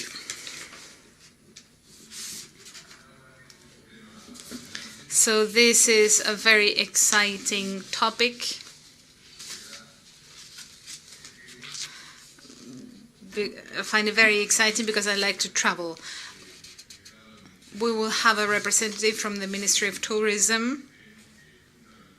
We believe that What this ministry is doing is essential, together with the Social Security Bank, in order to develop social tourism for retirees and also some young people, and also the Automobile Club, which is not specifically a mutual, but it shares our values. It's also a service company, and it provides tourism activities.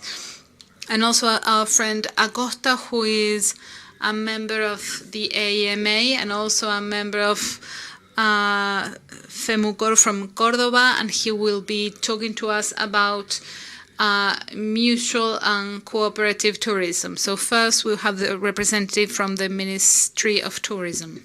Hola, ¿qué tal? Buenas tardes para todos. Bueno, agradecer primero a UMU por la invitación. Thank you. We would like to thank the UMU for the invitation, and we would like to talk about some of the principles we share with the UMU and the National Social Tourism System. Besides those principles, which you must already know, we would like to talk about other principles that have to do with social tourism and tourism as a human right. That is one of the main premises of the system. Very briefly, as we don't have much time, I would like to tell you about the social tourism system. Social tourism is led by the Ministry of Tourism through specific programs. We also have other strategic partners, other organizations. They have their own programs, but we try to coordinate our work through the National Social Tourism System. Both the BPS, MEC centers, and the Banco República, they are our main partners. You can see them on the screen as well, among others, and they help us cover the whole territory.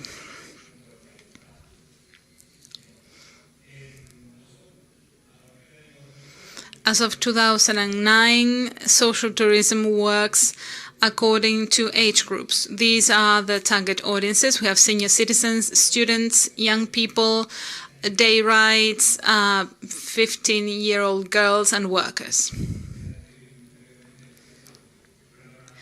I will briefly tell you about the senior citizen program, which is aimed to retirees and pensioners from all pension funds, be them from the BPS or autonomous ones. The idea is to help them to facilitate access to tourism and to encourage active aging and independence. We work with group trips. Social tourism, or turismo social in its name in Spanish, works as a wholesaler. What we do is organize a group day trip with a specific date, for instance. We have, for instance, the Senior Citizen Program, which is a 3-day trip. Here you can have information, visual information on the screen. This includes 3 meals, accommodation, and we also go on city tours and transport as well.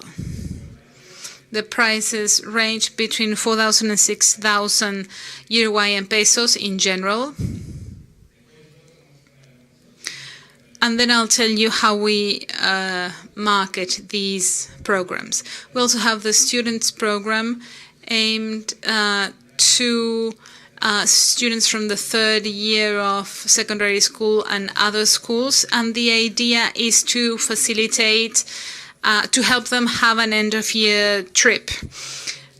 This is a completely different modality because they participate in a raffle in order to afford the transport, and they need to pay other expenses. This is a 2-day-long trip, unlike that of senior citizens, and they have 1 meal included, and other meals can be included depending on their requirements. So they have 1 night of accommodation, 1 meal. They go on city tours, and transport is included as well. The cost of these packages ranges from 1,200 to 2,000 pesos. the program for young people. It's similar to the previous one, but it actually aims to address young people outside the education system. There are other organizations that promote different activities. The package is very similar to that of students. It's a group day trip of 2 days and 1 night. It takes place during working days. It includes board and 1 meal. Transport is included, breakfast as well. And the price range is between 1,500 and 2,000 pesos, depending on the destination. We also have day trips.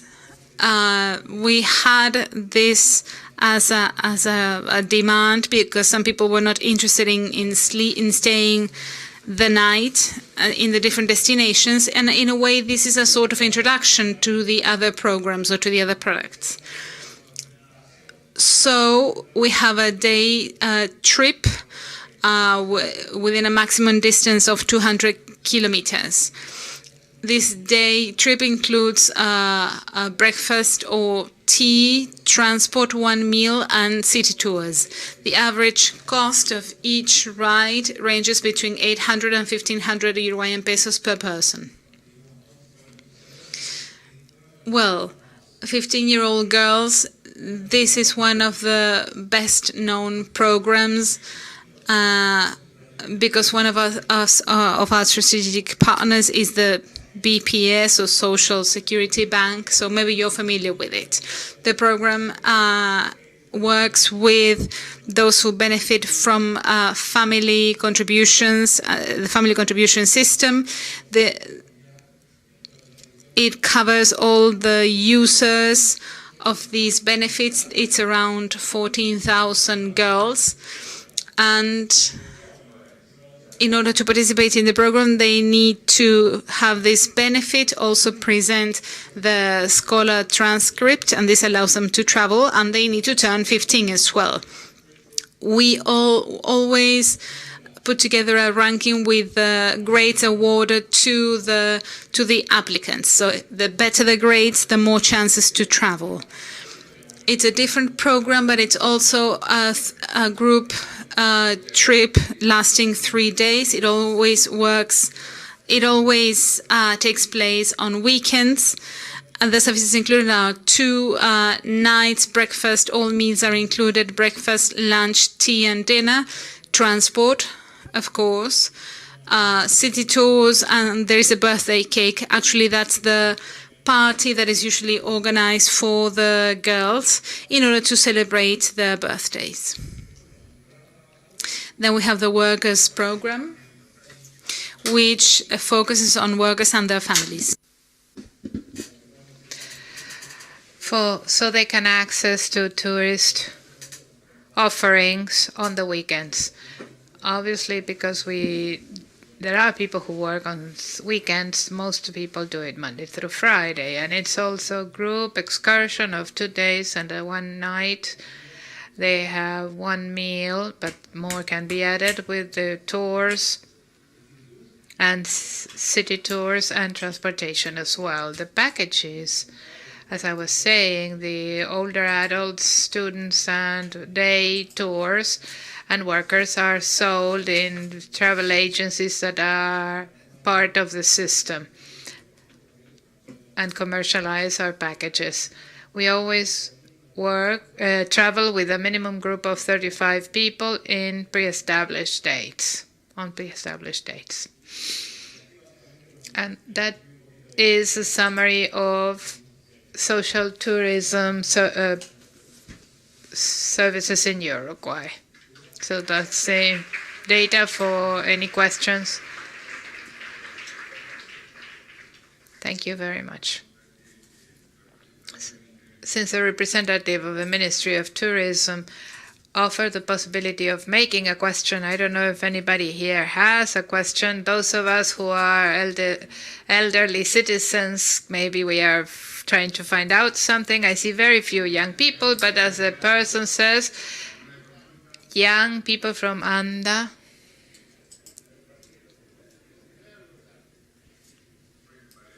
Okay, it seems nobody wants to come forward with a question, so we will give the floor to Mr. Tomasi, the president of the Automobile Club of Uruguay, who will go to the podium. While he gets his presentation ready, we would like to thank the Automobile Club, who will facilitate a place for us tonight, which is the Museum of the Automobile in the seat of their institution on the 6th floor. It's a pleasure, Mr. President, speakers and attendees. Good afternoon, and Mr. President, thank you for inviting the Automobile Club not only to make a presentation of this centennial organization, but also for the fact of including us. We were conferred the honor of being incorporated to the Uruguayan Mutuality, an institution with a big prestige in our country. So, thank you very much. What is the Automobile Club? Well, we are concerned with health, but the health of the cars. Although if we solve these problems, we are also in charge of their welfare. It's a civil association, a non-profit organization that was founded a little over 100 years ago. We celebrated our anniversary last year, and as it should be. And it is a leading company concerning services to drivers in our country. What is the Automobile Club? It's a direct source of work for over 360 people, and it also has a volume of 70,000, almost 70,000 members. In the local level, we are members of the Union of Mutuality of Uruguay, and we are part of the Association of Marketing Managers, and ACDE, the Christian Association of Company Managers. Internationally, we are members of the International Federation of Automobile, FITAC, that is the American Federation of Touring and Automobile Clubs, and CODASUR, the Sports Car Federation in South America. FIA is a global organization that is better known for the car sports and World Cups of different categories. It is the law of automobile sports in all the world, but FIA is also in charge of safe mobility in the routes throughout the world. It has two important divisions that are the pillars that sustain it: the sports section and the Council of Mobility and Tourism. It's present in over 140 countries, 240 member clubs, and it gathers 80 million members throughout the world. The ACU has important positions at the FIA. It's in charge of the vice presidency of the World Council of Mobility and Tourism, is a member of annual programs and by law review. The Innovation Committee, which is very interesting because FIA is concerned with many advances concerning safety, and it has devoted through a contract with the Formula One 50 million euros for this committee to make proposals for solutions concerning the safety of cars and road safety programs. It also is a member of the high-level panel of United Nations for road safety. It's a member of the Tourism Committee, and I think I went back. And concerning FITAC, it focuses on issues related to tourism, traveling, an international driver's license according to United Nations conventions, and FITAC is present in 27 countries of the Americas, Caribbean, and Spain. And Uruguay is such a current chair of that organization. The part that is concerned with the Confederation of South America is in charge of the treasurer position.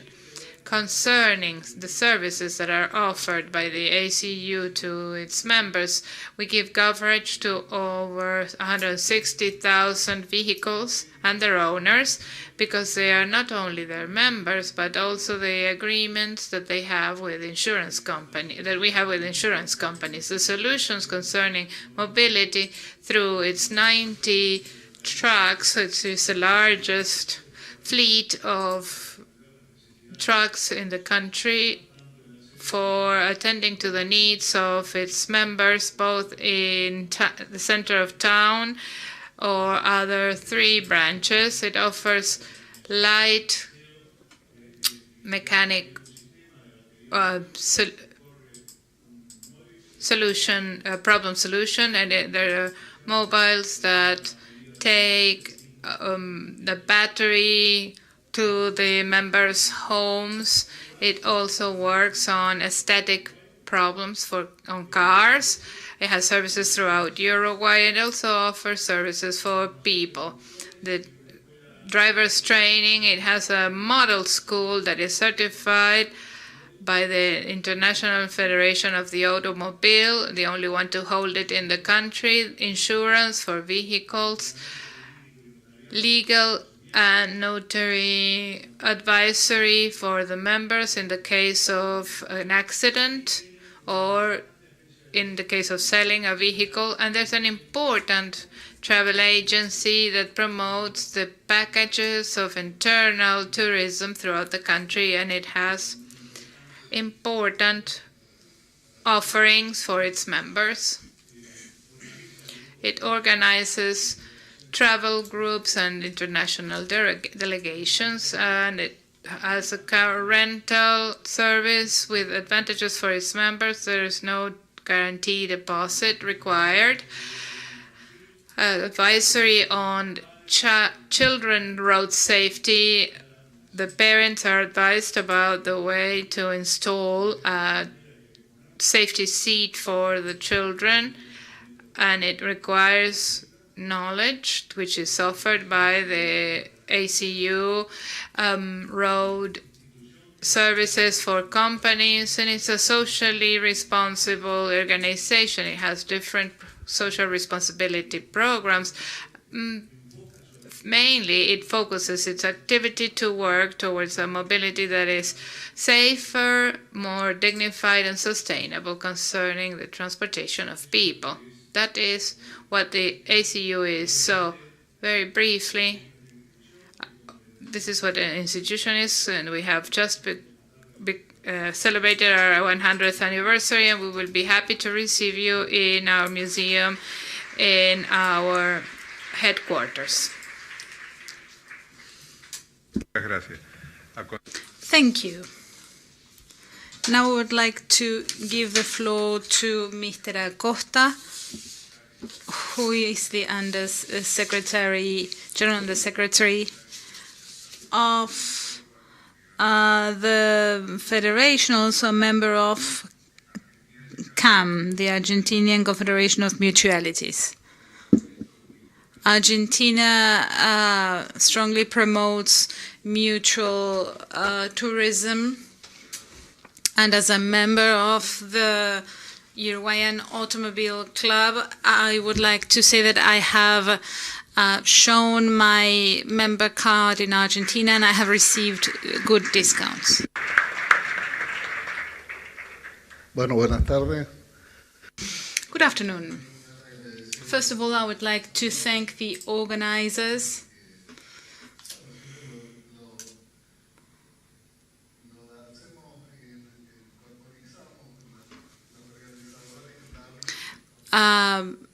when we say organizers, well, we tend to speak to Darwin. We are very good friends when we do have some differences and have had some differences along the years, because Darwin has decided that Gardel is Uruguayan.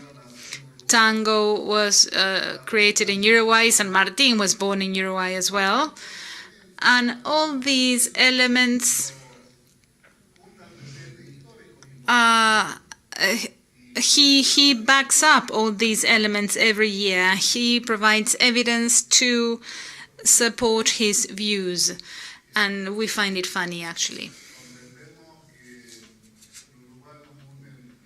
I believe that we have very strong bonds with Uruguay as Argentinians.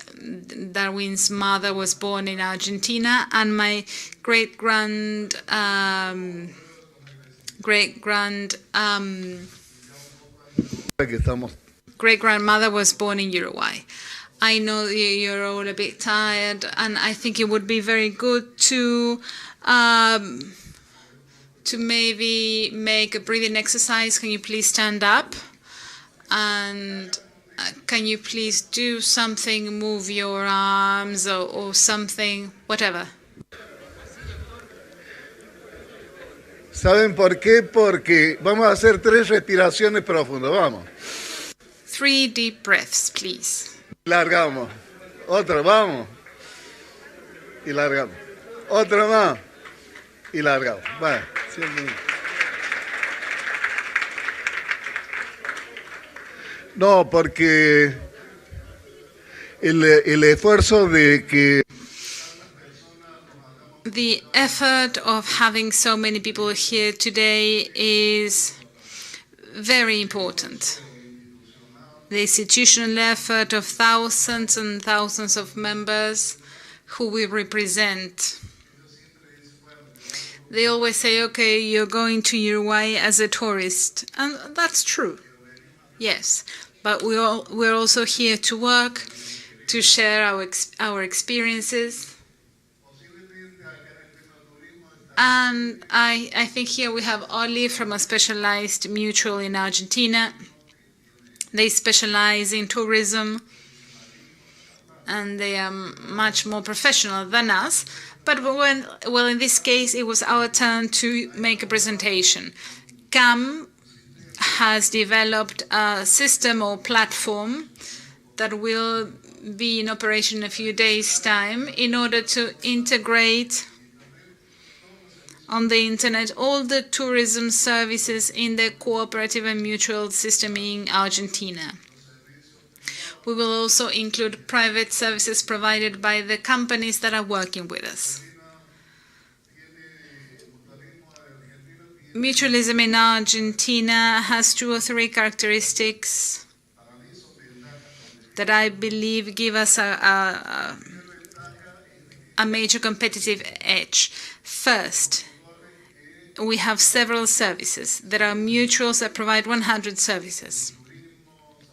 Tourism, health, housing, culture.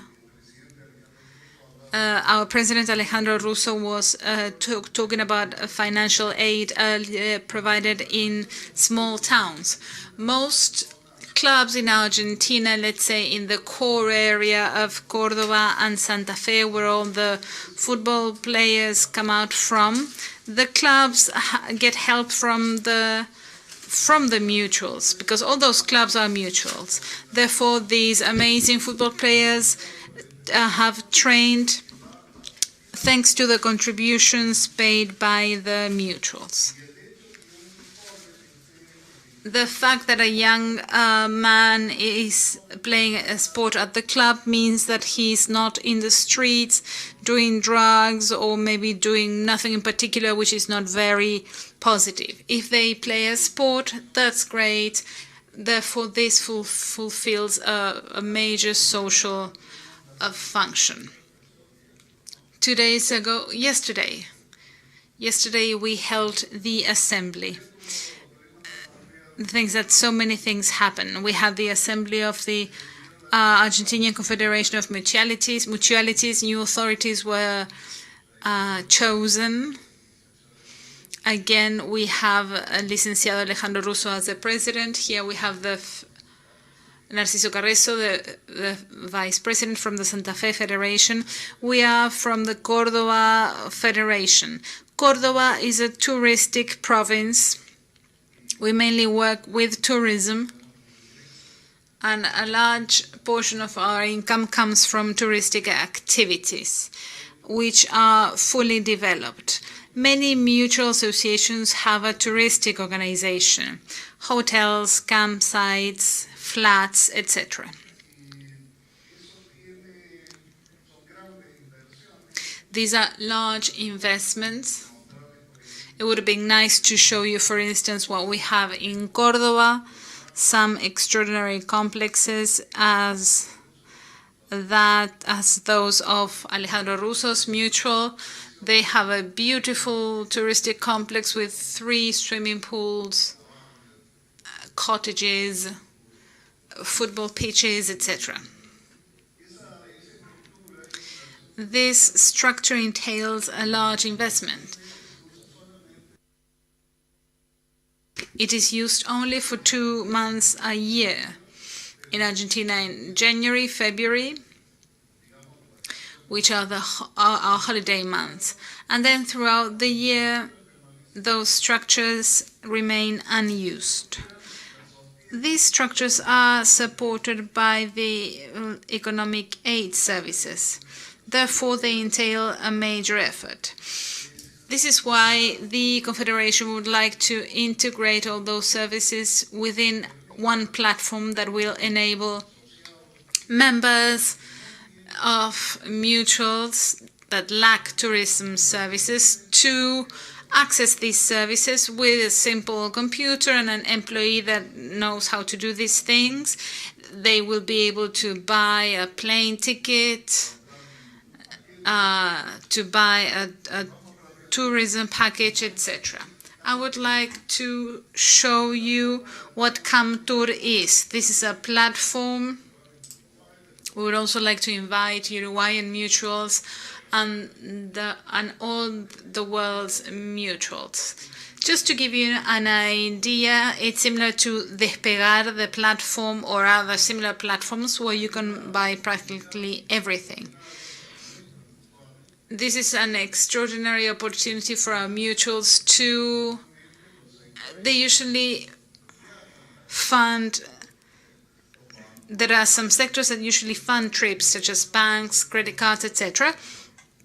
But this means that mutuals can actually fund the trips made by the members. What is CamTour? CamTour is the area tourism within the Argentinian Confederation of Mutualities that has the following objectives: to promote the integration of entities. This is a very serious problem. In Argentina, there are almost 5,000 mutual organizations and over 7 million members, and mutuals work in an isolated way. It would be great to bring them all together and to put together one financial economic bloc. This would really empower us. It would also create a network in each town of our country, in each municipality. There's one or two mutuals. This would be an amazing network. Then we can add Uruguayan mutuals, Paraguayan mutuals, etc. Therefore, we would create an economic network or economic aid network with amazing potential. Create and promote touristic products and services, and to promote the generation of resources for the solidarity economy sector. If a mutual doesn't have tourism services, they do not need to invest in tourism services. They can use this structure as their own. Córdoba has 7 mutual hotels in the city of Córdoba. And imagine what happens in Buenos Aires, the number of campsites and the infrastructure they have. It's a technological platform that CAM provides so that touristic services can be provided to members. Each federation is provided with a password, and also for mutuals. CAM is on the third level, so they can see all the operations. Federations can also see the operations within their provinces. For instance, the Córdoba Federation, they would only be able to see Córdoba's operations. What is bought or sold or whatever by its affiliated mutuals. CAMTUR consolidates all the necessary services so that mutuals only deal with bookings and providing services to members. It includes contents, packages, trips, car rentals, accommodation, and there is also a centralized network of providers and services. So who we are, we can develop our services. How does it work? CAMTUR means establishing a centralized system to sell touristic products to provide the neutrals that do not have the service the possibility of buying a wide range of products so that they can put together the trip at any time, and in order to become a wholesaler for those entities that do provide services. Because if there is a mutual with a hotel with a touristic complex, they need to set it in motion in the months when the members do not go to the hotel. So these are large structures that need to be supported, employees, etc. On this website, they can have access to hotels, flights, transports, and other products immediately. They will also be able to see mutual hotels and cooperative hotels around the country by promoting association and intersectoral visibility, and to design products with group trips anywhere in the world, as requested by different mutuals. How does it work? There are 3 levels, as I was saying. The CAM, which is a confederation, will be able to control the whole traffic on the page. There are the federations on the second level, and mutuals will actually be in charge of the transactions. How will the surplus of the economic framework will be distributed? There is a company that is in charge of the operations, and that company will retain part of the surplus. The smallest portion goes to CAM and to the federation, and the larger part goes to the other institution. This creates an economic process that will benefit everyone. There are many federations that only have support through the fees provided by mutual associations, and in this way we would be able to generate further resources. How does it work? Well, you will get a username and a password, and you can manage reservations, buy products and the services, control operations, and generate reports.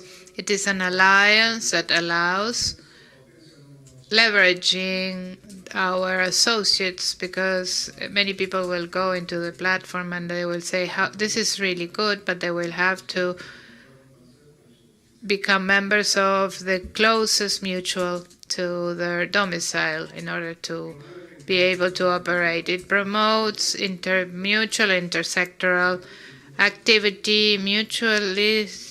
Mutuality should go towards economic integration. We haven't become integrated politically. CAM, the Confederation, is an organization that is sectorally powerful, with a visibility and presence before public organizations. That is very important. Never in the 70 years of the confederations, of which I have known it for 40, has it had this political presence that it has today. During 2017 and 2018, twice they tried to tax us with revenue tax, and the work allowed maintaining mutuals within their legal nature because they may have been transformed into companies that were non-profit, but now they would be considered for profit. And everybody wins, the CAM wins, the federations win. It's a source of income, and it also gives traction to the credit. It's very simple. You search for the trip that the member wants to do, and you enter your data just like you do it directly, price of the trip, etc. It's very simple through the platform. The reservation is made, and later confirmed, and the payment method can be selected. There is a clearing of commissions, and the services are paid to the provider, to the vendor. So the system will be online very shortly because the Assembly approved the agreement that the Confederation will sign with the company that organizes the trips. The system belongs to the Confederation, not to the company. The company will administer the system with the control of the Confederation. But basically, it is a mutualist system. It's a system of integration, of mutual help and organized work with services that we consider are very, very important. Tourism is part of health. It's part of what the society needs today. Thank you very much.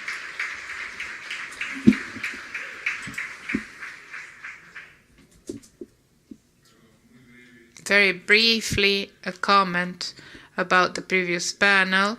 The topic of savings and credit, the experience that some Uruguayans received who have worked in these institutions of mutuality of health in Uruguay.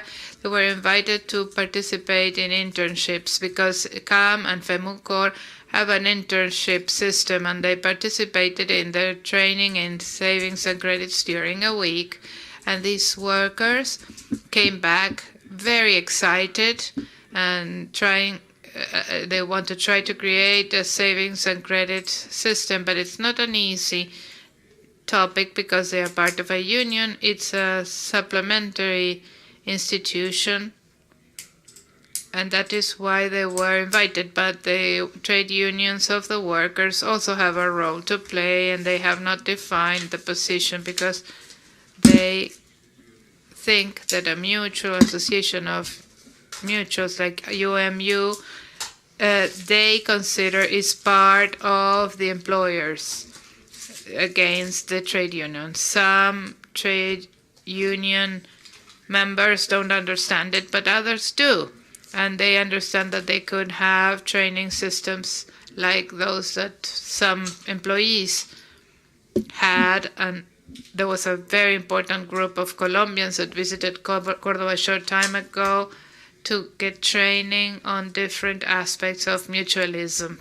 So without further ado, I want to thank you, and we will be looking forward to seeing you tomorrow morning very early. If there are any questions for the members of this panel, you can make them. But I think that exercise has made you tired. Nobody wants to make any questions. So thank you very much. Before the panel leaves, we will give them a gift. We want to thank the managers of AMA and UMU. We would like to offer this token of appreciation.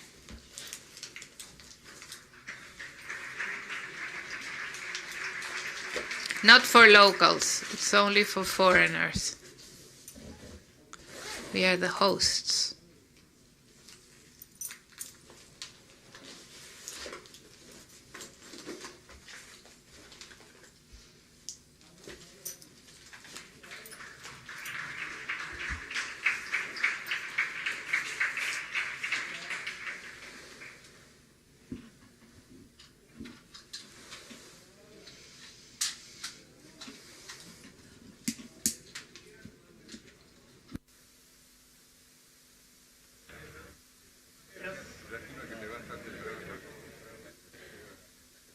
Nos reencontramos mañana jueves. We will meet again tomorrow at 9 o'clock with the second part of the International Conference of Mutualism. And for those of you who have not registered, we will be here at 8:30 in the lobby of the hall of the Victoria Plaza Hotel.